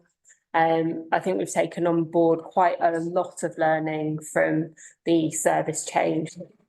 We've been day ready in terms of this time round. We very much engaged with the contact centre as early as possible. We have weekly project board meetings, which they attend. Was in terms of reviewing our communication information. We're also phasing in the big change. So we've got our phase 1 that go live on the 24th of November. So that provides us a second opportunity to understand whether the communication materials have worked in the way that we intend them to work. And those materials have been reviewed by residents. So had a focus group of residents from various parts of the borough, and they've given some feedback on the initial comms materials, and we've taken those on board. But I think we also have to be clear to say that whenever you make a large change that impacts every single home in the borough, it is inevitable that there will be some queries that come through from that change.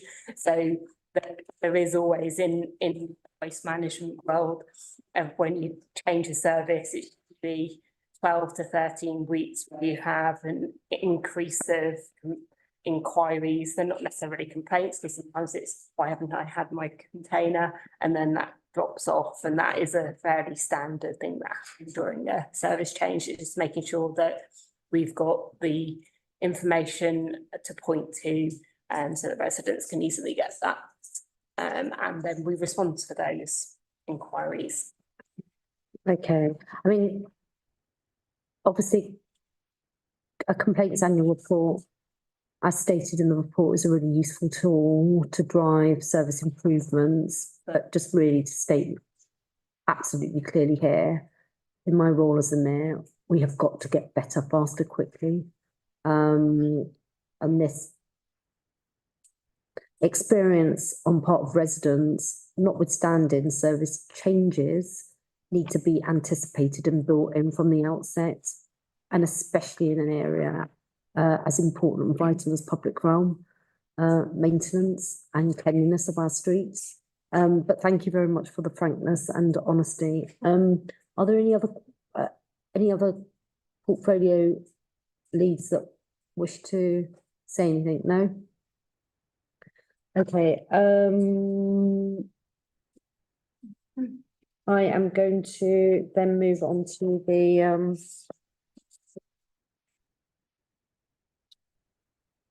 recommendations, and those are on big page number 337.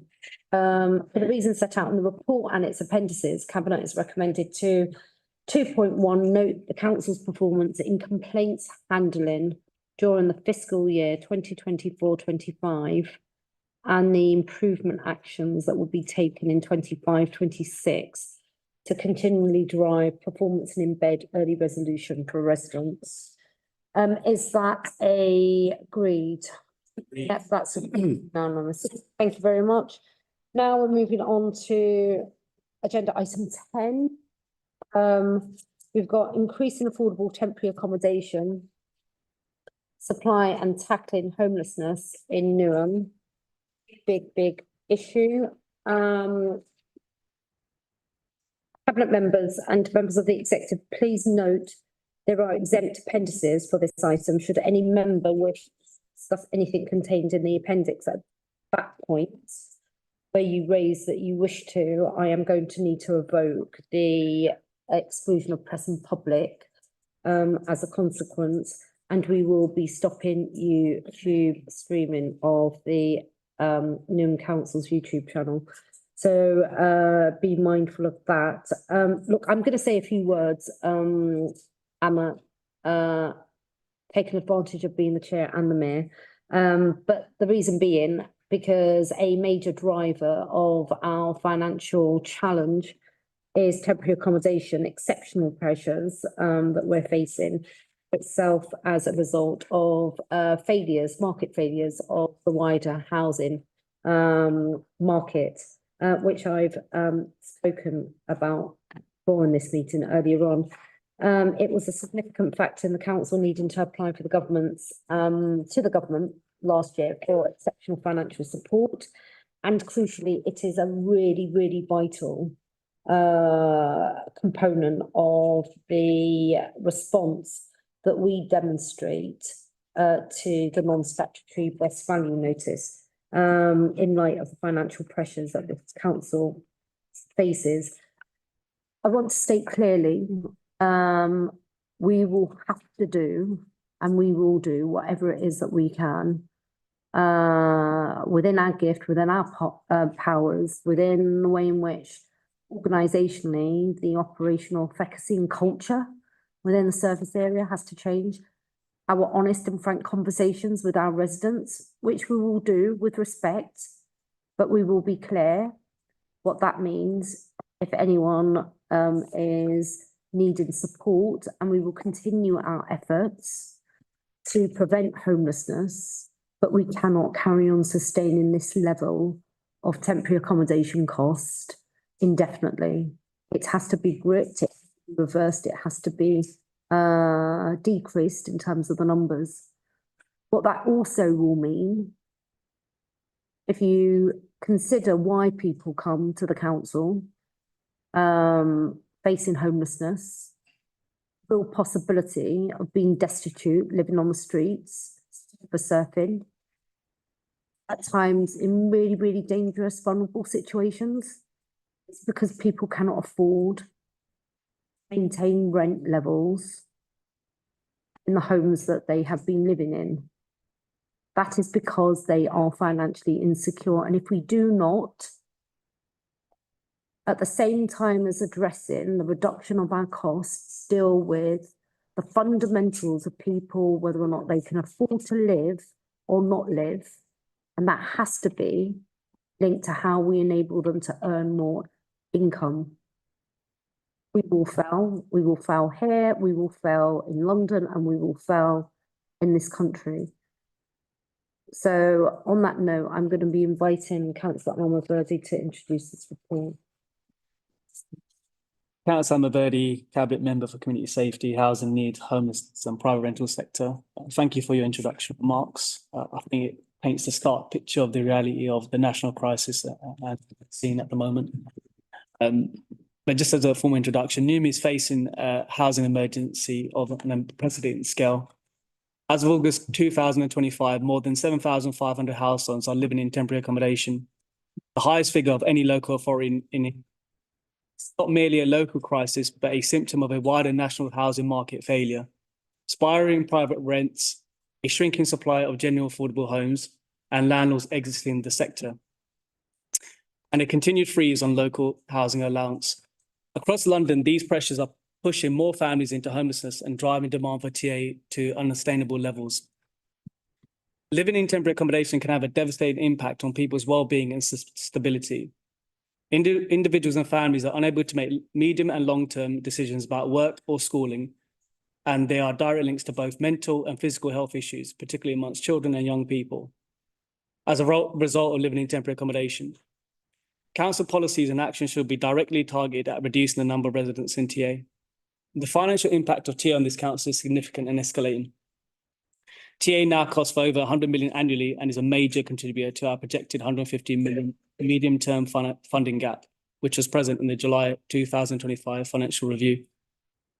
This level of expenditure is not sustainable. Without urgent and decisive action, the number of households in TA is expected to be 8,000 by the end of 2026. The council is showing successes in homeless avoidance and prevention, but this is handicapped by starting from a far higher baseline with the number of residents in TA compared to other local authorities. Ahead of the pandemic, the council had a circa 5,200 households in TA back in March 2019. Even after successfully slowing the rise in TA, it still leaves the council operating from a far larger base figure than other boroughs. This report, which is bold, presents a coordinated and strategic response structured primarily around three key objectives: accelerating permanent housing by expanding access to the private rental sector, improving casework efficiency, and deepening partnership with registered providers and placement services, reducing costs via robust commercial negotiations, acquisitions, and long-term leasing, and revised placement policies to increase the use of affordable, lawful, out-of-borough options. In addition to developing these opportunities, the idea is to slow in demand through a strengthened early intervention and prevention approach, aligned with the Homeless Reduction Act, and increasing income by restructuring leases to improve housing benefit subsidy recovery and maximise the potential of our wholly owned housing company. These proposals are fully aligned with the Building Fair and Newham Corporate Plan, supporting priorities such as our homes for our residents, happy and healthy lives, and a sustainable and inclusive borough. They also reflect our wider commitment to responsible governance, delivering statutory services effectively while maintaining financial resilience and protecting our most vulnerable residents. It is also important to note the proposal builds on and is not separate to the Homeless Response Programme and the significant amount of work that has already been undertaken in our response to date to this challenge.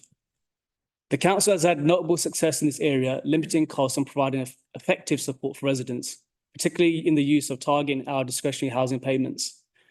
Newham invests this funding in homeless avoidance with a 70% success rate in keeping people in their original home and avoiding a move to TA. This in contrast with many other local authorities who do not use DHP for homeless prevention, and many have to return funds to government. This council has also seen a national example in securing higher standards for residents in the private sector properties used for TA. With our private sector licensing scheme, 38,000 of 40,000 properties run in the private sector landlords are now licensed. This increases the standard of accommodation in this area and mitigates the future risks such as health and safety challenges. The council has also successfully demonstrated a commitment to protecting the local taxpayers' interests by taking a robust stance in the face of legal challenges to individual decisions. This commitment to residents has meant that the council has won several legal challenges in recent years. One remaining challenge for the council is our policy commitment to house TA applicants with 90 minutes journey time of Newham. This limits the properties available to the council for both placements and acquisitions and could be viewed as a limit in the market availability to the council and TA applicants. This policy is not currently deliverable given the current competition for properties in London. And if we are serious about reducing the numbers of people in TA, we need to review this policy. The commitment of providing as many people as possible with a permanent home. In light of these actions, the ongoing crisis in temporary accommodation and homelessness, Cabinet is asked to endorse these recommendations in this report, including the support with a proposed approach which seeks to reduce the number of houses in temporary accommodation by expanding the scale of mitigation measures to reduce expenditure on TA. This is a pivotal moment for the council. While the housing crisis will not be resolved overnight, the strategy marks a positive step towards continuing to reshape Newham's temporary accommodation system and improving the households of thousands of families and securing long-term stability within our borough.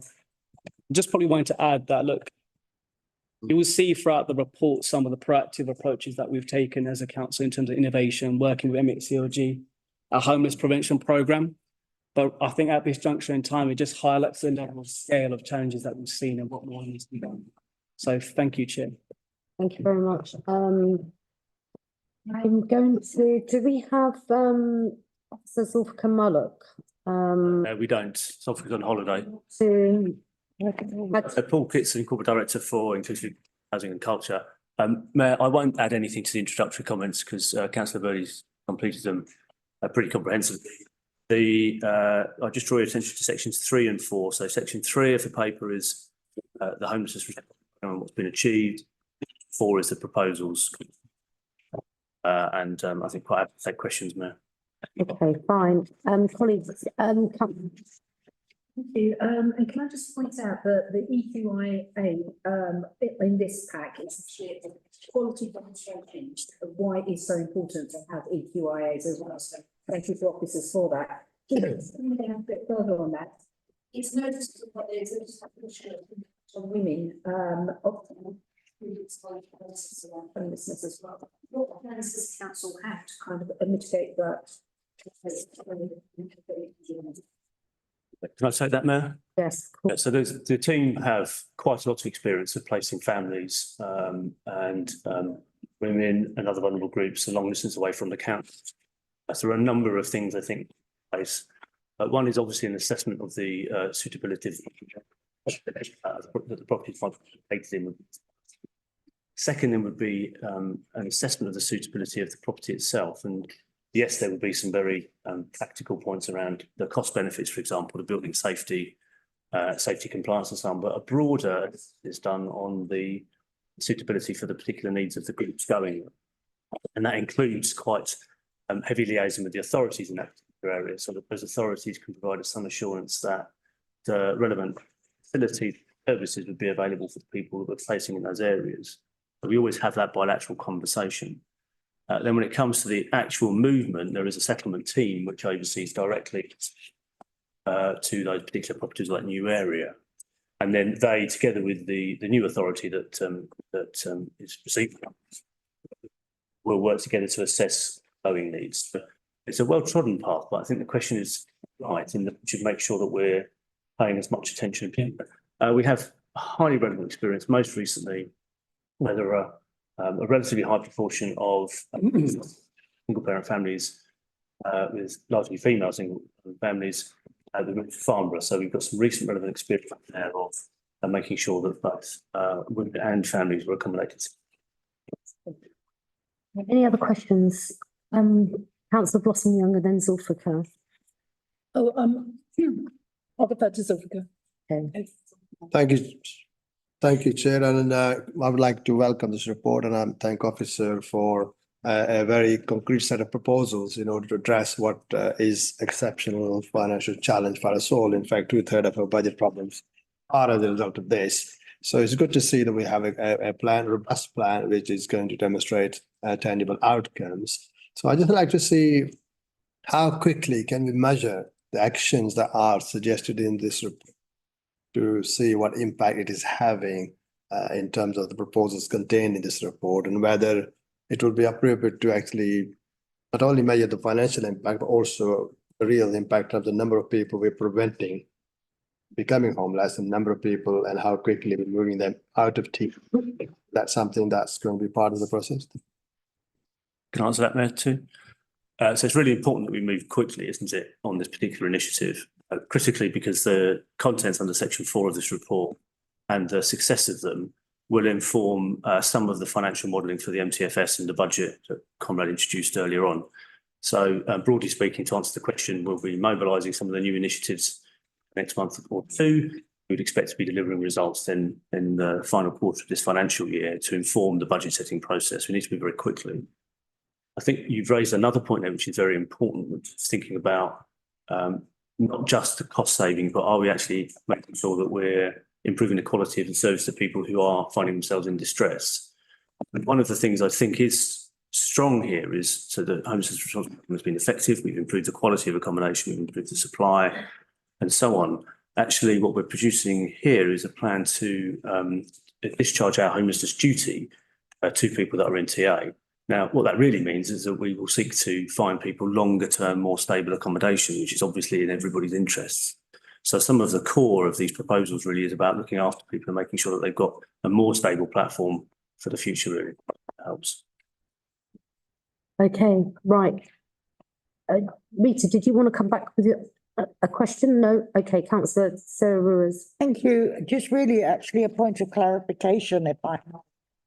Because I genuinely thought that we had last year, or maybe even the year before, had agreed a policy change where we were able to locate families further than 90 minutes away. So I'm not trying to be difficult, but I genuinely thought that was already our policy. So that is one area that we're clarifying to make sure that it's entirely clear in the new policy. All right. But critically, it's linked then to the clarification and the reduction of the numbers of categories of people in the policy as well. So we're trying to make it clearer about the timing categories related to A, B or C categories in the policy. Thank you, Paul.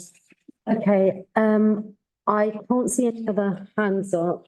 There are a huge number of recommendations, and those are set out, big page number 384 to 385.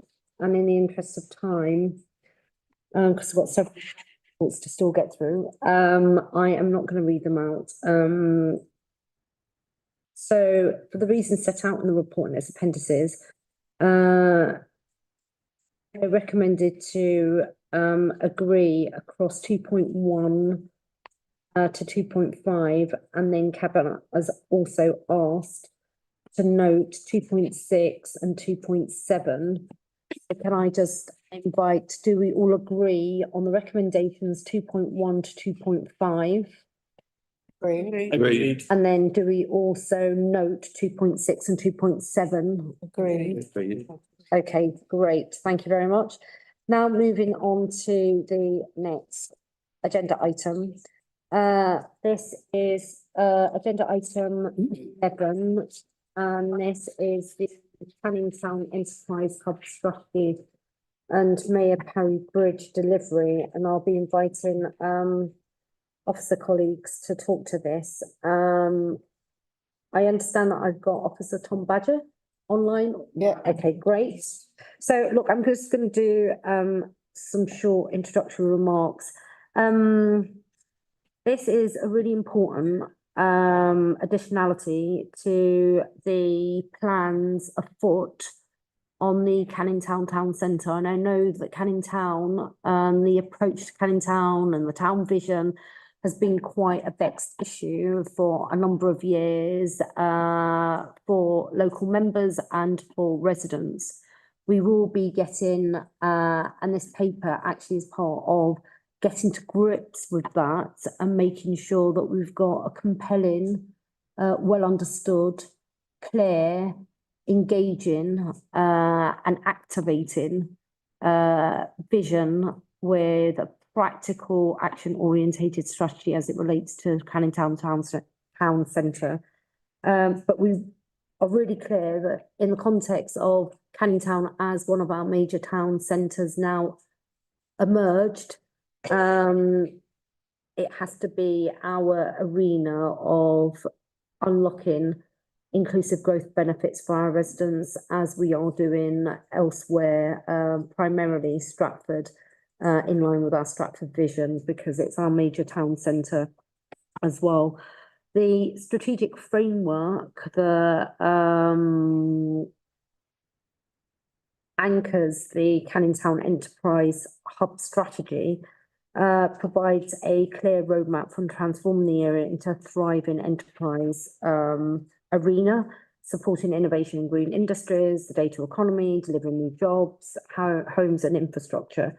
and it aligns with our recently published New and Growth Plan and our existing building of area and corporate priorities, crucially enabling us to lead with clarity and purpose and using our land holdings as a council and through partnerships, strategic partnerships to shape development that benefits our residents first and foremost, as well as contributes to the ongoing growth of this part of London and London's wider growth plans. So you're going to be asked, as you can see in this paper, to approve, endorse the vision and commit funding to deliver the Mayor Parry Bridge. It's a vital piece of infrastructure that will connect a really significant part of Tower Hamlets with Newham to create opportunities of both access to jobs that are coming up. It aligns to our Lowly Valley plans that are emerging, including where we have given recently planning approval for a significant data centre. It also links to what's known as an opportunity area planning framework that part of Newham in Canning Town is a partner to, and it requires, given its prominence in the London plan, us to be mobilising alongside strategic partners and other institutional investors and developers. And finally, and not to forget, it's really important in the context of our wider plans with the Royal Docks Enterprise Zone that we've been mobilising over the past 7 years. At that note, I'm going to pause and pass over to Tom Badger. Over to you, Tom. Thank you. Yes, so the framework, as the Mayor has said, looks to do two things. One is to adopt the strategic regeneration framework, and the second is to commit funding towards the Lowly Valley Bridges programme, which has been a long-standing ambition of the council. The framework really provides a comprehensive vision, focusing primarily on the industrial areas just to the northwest of the designated local plan town centre. And the surrounding residential areas, which are seeing approximately 5,000 to 10,000 homes coming forward in the next 10 to 15 years. It also aligns the council's thinking with the asset disposal strategy and seeks to identify further disposals within the area that might come forward within the next 5 years. We are also looking at how this strategy can drive further inward investment into the area and really steer investment from private partners. The second aspect then is to allocate funding towards the bridge, all of which is money that is contributed either towards the Lowly Valley programme already or to infrastructure in the surrounding area. Okay, are there any questions, colleagues? Yep, go on. Yeah, thank you. First of all, I just wanted to thank officers for the it's a really interesting document. If anyone hasn't read it, have a read, because you know, that area of Canning Town, there's so much potential there that can be unlocked. So yeah, so well done on that. My question was with regards to the land. So in 4.2.19, it's clear that, you know, we don't actually own the land that the bridge need to unlock the bridge. And it states that further council governance processes will be required to agree the acquisition. So I wanted to know if that was coming back to cabinet or if it was going to be delegated. I think it will be dependent on the value that's agreed. So if it falls under the scheme of delegation, we will do so. If it's over that value, we will come back to cabinet. Okay, thank you. And I was just also going to add that in 4.2.20, that obviously there is a risk that if it's not possible to reach an agreement with the landowner, that it would, you know, we'd have to potentially do a CPO. So given our previous experiences, reaching agreements, purchasing land and bridges, how much of a risk is this actually? And yeah, I just wanted to. Yeah, no, really, really good pertinent question. Tom. Yeah, initial conversations with the landowner have been positive, so we're quite hopeful that that won't be needed. And obviously, if it is needed, it will be an assessment for cabinet a future date. But as I say, the initial conversations have been very positive. We've been there before. Yeah. So what was that? No, I just said, we've been there before when negotiations are positive, and then when it comes to the last minute, it's not. So it's just that CPO's just edgy here. I mean, look, what I would say is that we operate in an imperfect world. You can identify known unknowns, of which CPO is in that arena, and there are always risks. And I appreciate the questions being asked in light of the previous experience, and I'm particularly talking about Carpenter's Estate and James Riley Point. And there has been, as part of that process, an importance placed on lessons learnt. So I'm going to have to direct a response request from Corporate Director in light of the 2 points being made. Now, Mayor.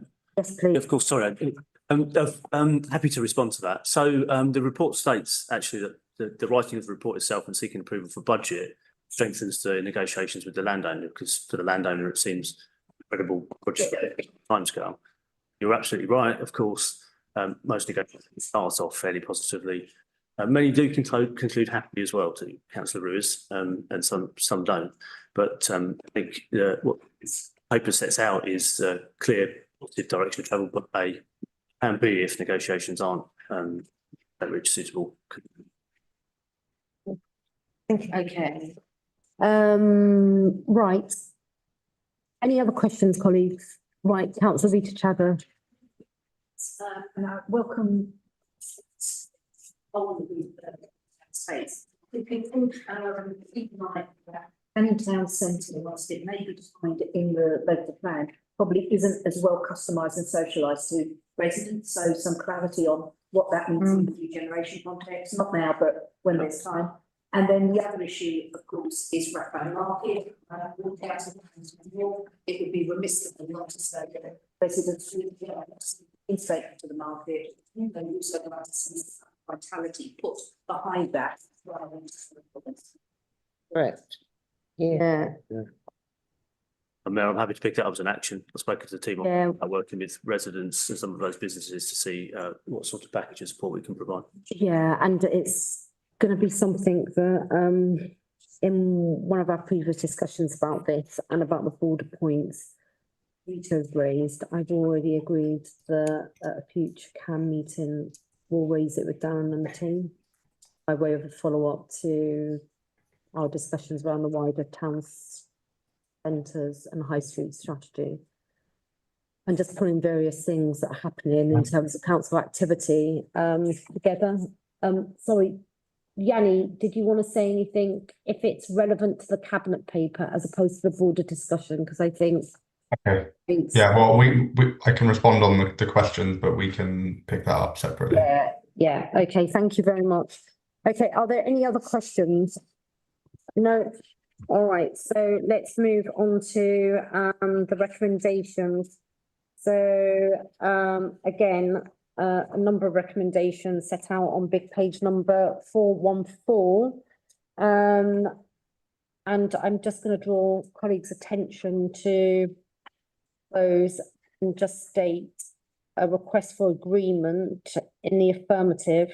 Well, that's the same as an agreement, but loudly, I guess, as opposed to muffled. The reasons set out in the report and its appendices, Cabinet is recommended to agree 2.1, 2.2A, 2.2B, 2.2C, and that's it. Do we agree? Right, super. Thank you very much. Then moving on to, we're nearly getting there. Right, agenda item 12, former Stratford House at Great Eastern Road, Stratford, London, E15 1BX, award of lease agreement to operator, pages 531 to 538. Again, I need to remind members of Cabinet and the Executive that there are appendices for this item. Should any member wish to discuss anything contained in the appendix at any point during this report debate, I am going to need to vote the exclusion of press and public. I'm not saying that you shouldn't wish to, let me know, but I need to just follow the good governance requirements. And if that does happen, those members of the public and press that are in the room will be kindly exited out, albeit I'll be able to come back once we've dealt with this exempt matters as it relates to questions on the appendices. And the YouTube, the council's YouTube on live will be suspended for a short period. So on that note, I am going to be just providing some short comments, and then I'm gonna actually be passing over to officer colleagues, and it's Yanni primarily. The Stratford Picture House was the subject of a former cabinet report, and that report had previously awarded the lease for the Stratford Picture House cinema site, which is owned by the council, and it's in a really important location, primarily an area that we have designated the locus of cultural academic activity in line with the Stratford vision. And this paper sets out that we're going to be shifting the lease award to another entity called Oxygen Active Play, following, as you would expect, another competitive process. And as mentioned, it's being considered, the competitive process has been framed in the context of our Stratford vision, and the competitive process leading to Oxygen Active Play being identified has been done with an eye to the Stratford vision, and also in the context of the best value situation that the council is in light of our wider financial pressures. So in sum, the competitive process has had to do two things: a strategic vision, placemaking, set of considerations, as well as, on the other hand, the all-important value for money, which is something that we're required to demonstrate in any case at all times, but particularly in light of our best value, and making sure that we can balance those things appropriately. So at that point, I'm going to pause, invite either Paul Kitson or Yanni to introduce themselves and add a bit more context, and then I'll open up to questions. Yanni, would you like to come in? Sure. So I guess some more context in terms of the robust bidding process that the mayor set out. So all of the bids are contained within exempt Appendix 1. And following a review process, Oxygen Active Play submitted the highest financial offer, but they've also demonstrated their experience in the refurbishment and operation of buildings across the country. And their proposal also includes significant social value and local benefits to the economy. So Oxygen Active Play proposed reusing the Stratford Picture House building as an indoor activity park for families, which will include a cafe, a trampolining space, climbing and soft play activities. The social value and local economy benefits include 60 to 70 new employment, of which over 90% are expected to be Newham residents, with pay expected to be 15% higher than the national living wage. The wider economic benefits are that over 300,000 people per year are expected in terms of an increased footfall to the area, providing local economic benefit to this space as well as other high street businesses in Stratford. And they've also included a commitment to work in collaboration with the council to devise partnerships and programmes, working with our Newham team to provide free and discounted sessions for vulnerable groups, for example. But that's just a bit of context for the offer and the wider bidding process. Okay, colleagues, are there any, right, I've got a couple of quick questions, and I'm gonna ask in the interests of providing clarity and assurance, really. One, Can you elaborate on the period given to the contractor Oxygen Active Play on the rent-free period and why, particularly given the points that I've made as it relates to best value situation that the council's in, and notwithstanding the balance that needs to be achieved, and then the risks of the 3-month activity that the council has to undertake in order to make the building, the site, the property empty for the contractor to come in and fit out. What are the risks and how those risks being mitigated? Again, if there's a clear 3-month period, what happens if there's a delay council side? I will come to you in a minute, Blossom. Is there anyone that can answer? If I can start to respond, Danny will come in. So in evaluating the bids, and I can't speak specifically about the numbers of months rent free, for example, you see in the financial comments, there are very broad heads of terms, but not the detail. So I can't comment on the number of months rent free period, for example, but the evaluation of the various tenders that came in would all have included different financial proposals, different rent-free proposals, and various other aspects. And so the assessment of best value would have been looking at the relative merits of each of those together. It was clear in the analysis, and I'm not straying into the exempt appendices here, it was clear, but having looked at the proposed rent-free periods, all of the other suggestions made by the bidders, this proposed use was by far and away the best economic, best value, best monetary response to the procurement process. Okay, thank you. Probably what I could say in a non-exempt. Okay, so what you've just heard and the questions I've asked are appropriate to be asked and to be answered in public. If there is any requirement or request on part of a member of cabinet that wants to go into detail, I am going to have to evoke the exclusion of press and public. Happy to do so if it satisfies, because I want everyone to be comfortable in terms of the decision and determination of this. Really honest, I have a CAN meeting starting in 15 minutes that it's not here. And I don't know what to do because I'm not satisfied in the sense that I would like to ask further questions, but I recognise that there's a real time constraint. So I don't know what to do.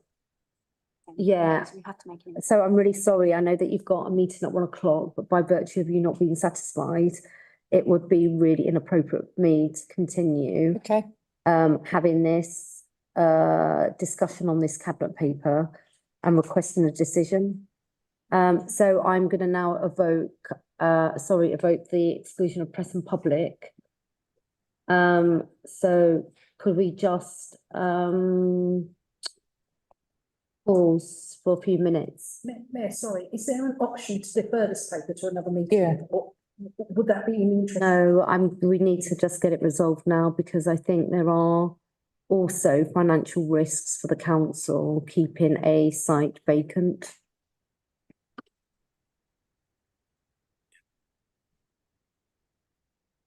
Right, okay, thank you very much.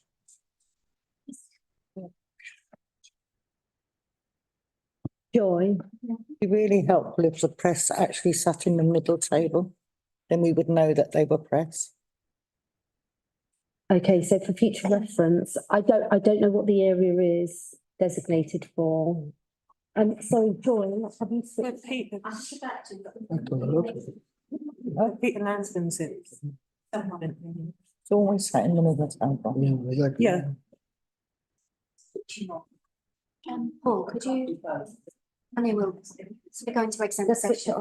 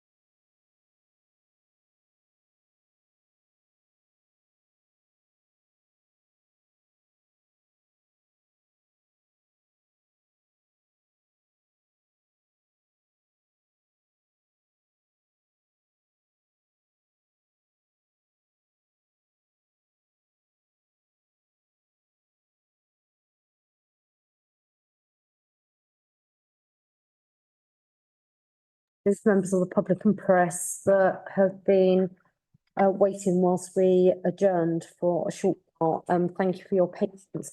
So we're jumping back onto the item 12, former Stratford East Picture House at Great Eastern Road. And we've had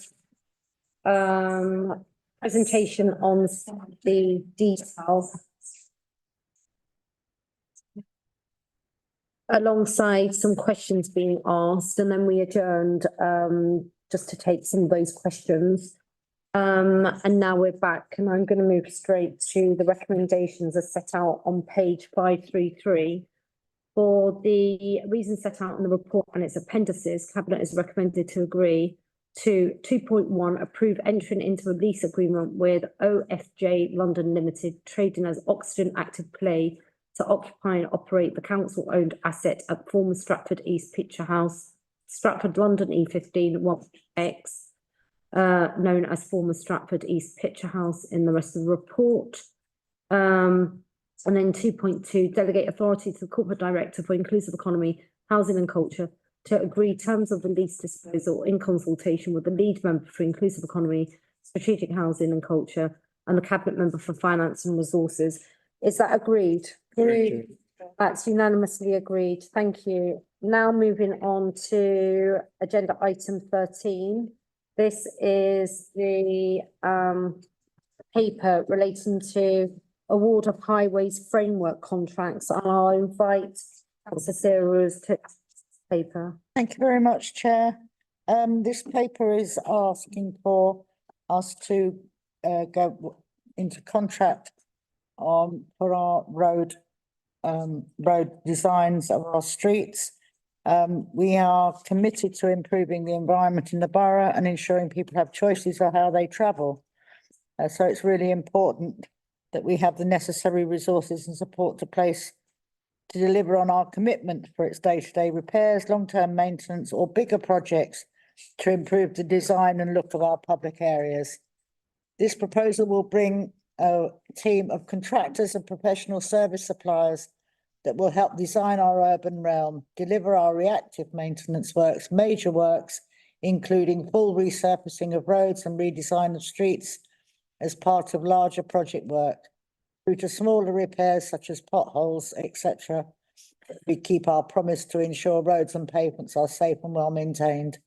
This extends on our existing work that has been undertaken through Keep New and Moving, which has been delivering 10 million a year in road investment, expanding the programme to contribute to our ambitions to create more accessible and inclusive neighbourhoods.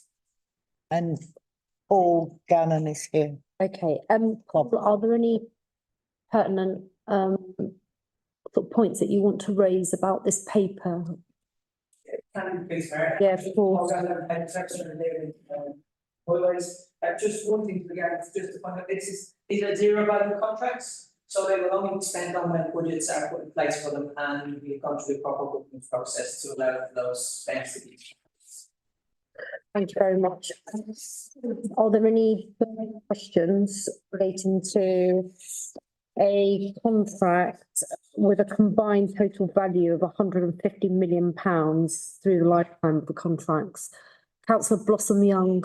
Just a really brief question around benchmarking and the use of that and comparison with other authorities, just in terms of demonstrating and proving with residents the value for money considerations, particularly given the size of the contract.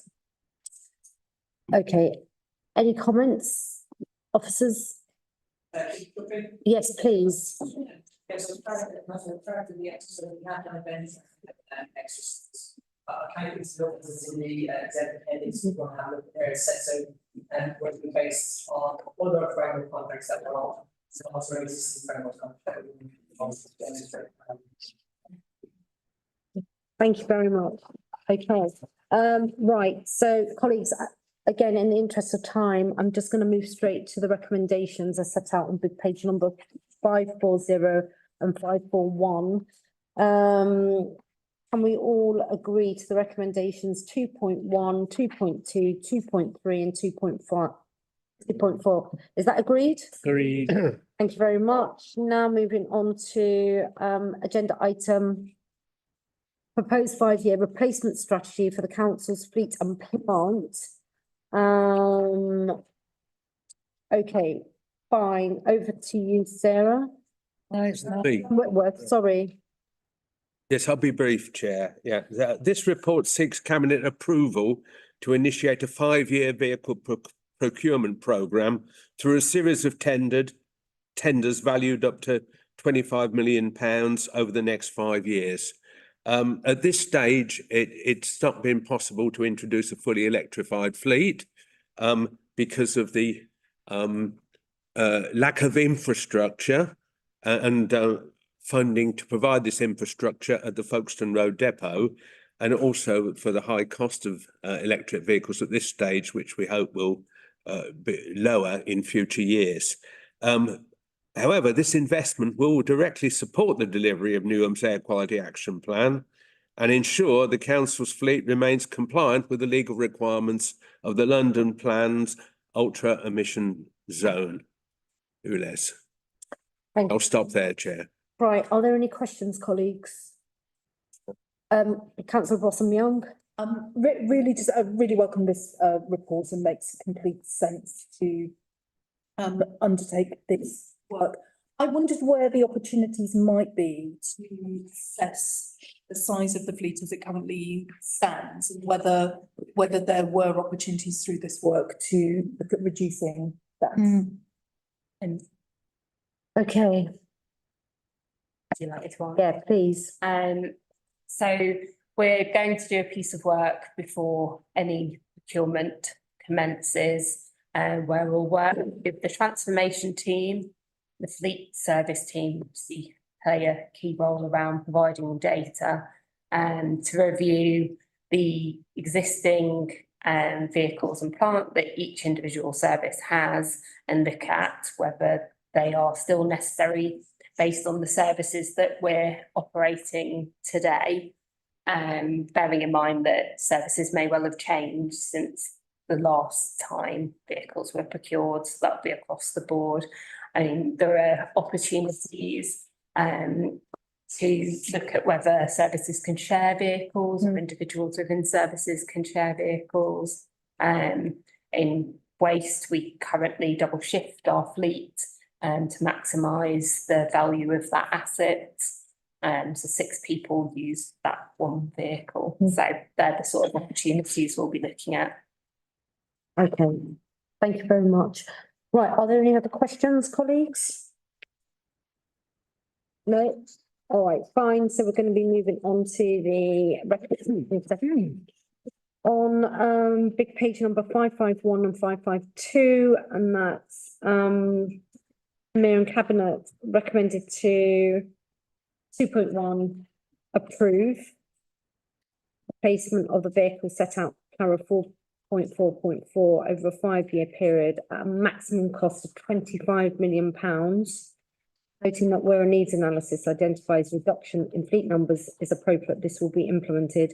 2.2, delegation authority to the Corporate Director of Environment and Sustainable Transport in consultation with the Corporate Director of Resources and Cabinet Member for Environment to then make the decisions as set out in 2.2.1, make all decisions and enter into all contracts and documentation required to give effect to the decision at 2.1 in line with the replacement strategy set out in this report. Final lease agreements will be subject to the budget available and may vary depending on market conditions at the time of the award.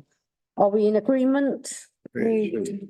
Thank you very much. Now moving on to agenda item 15, and this is Independent Living Support Service, and I'm going to be passing over to lead member Rita Chadder, and then it is also Councillor Sarah Roos as lead member. Yeah. Thank you, Mayor. So this, I'll take the paper as read in the interest of time.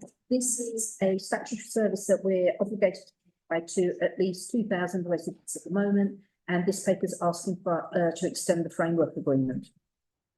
Yep. Yep. Okay, fine. Glad. Are there any questions, colleagues? No. Right. So we're going to go to the recommendations as set out on pages 566, 567, for the reasons set out in the report. Cabinet is asked to agree to 3.1, 3.2, 3.3 and 3.4 as set out in the recommendations section. Is that agreed? Agreed. Thank you very much. That's done with item 15. Now moving on to item 16. This is the procurement of municipal insurance cover. I can't imagine this will be controversial. Discussion on this. Your introduction? It's your insurance one, the most exciting on the Yeah, agenda. This is a routine paper, Chair. We need to renew that to make sure that we get the cover for the key elements of the council's business. And this is going through a competitive process, and we believe that this is delivering best value for us to ensure that we have a proper insurance for foreseeable future to cover our biggest assets and the risk management. Conrad, anything? Nothing to add, Chair. Evans Ofo-Jacko, who's led on the. No, it's not, probably not the most exciting report, but it is incredibly competent and important. It's done a huge amount of work on that and is in the chamber if there are any questions. Okay, are there any questions, colleagues? No. Because everyone is so up to speed with things municipal insurance covered. Thank you very much. So moving on to the recommendations set out on page number 574. For the reasons set out in the report, the Cabinet has recommended to 2.1, which is an approval to commence the procurement, and then 2.2, which is a delegation to the Corporate Director of Resources in consultation with the Cabinet Member for Finance and Resources. Is that agreed? Agreed. Great, brilliant. Now moving on to 16. That's it. So basically, I've just got to formally record or get approvals or agreements noting of the exempt items. So obviously, item 17 in the agenda pack is the exclusion of press and public, which we've recognised and we've evoked in one instance today. And then just can we formally note the exempt items 18, 19 and 20 and 21 and 22? Are those all noted? Noted. Thank you very much. That's the conclusion of our Cabinet meeting today on Thursday, the 23rd of October. I think it's one of our longest ones yet. No, it isn't. No. We got very. It isn't. The bridge one was a lot longer. Okay, thank you very much, colleagues. Take care. Bye-bye.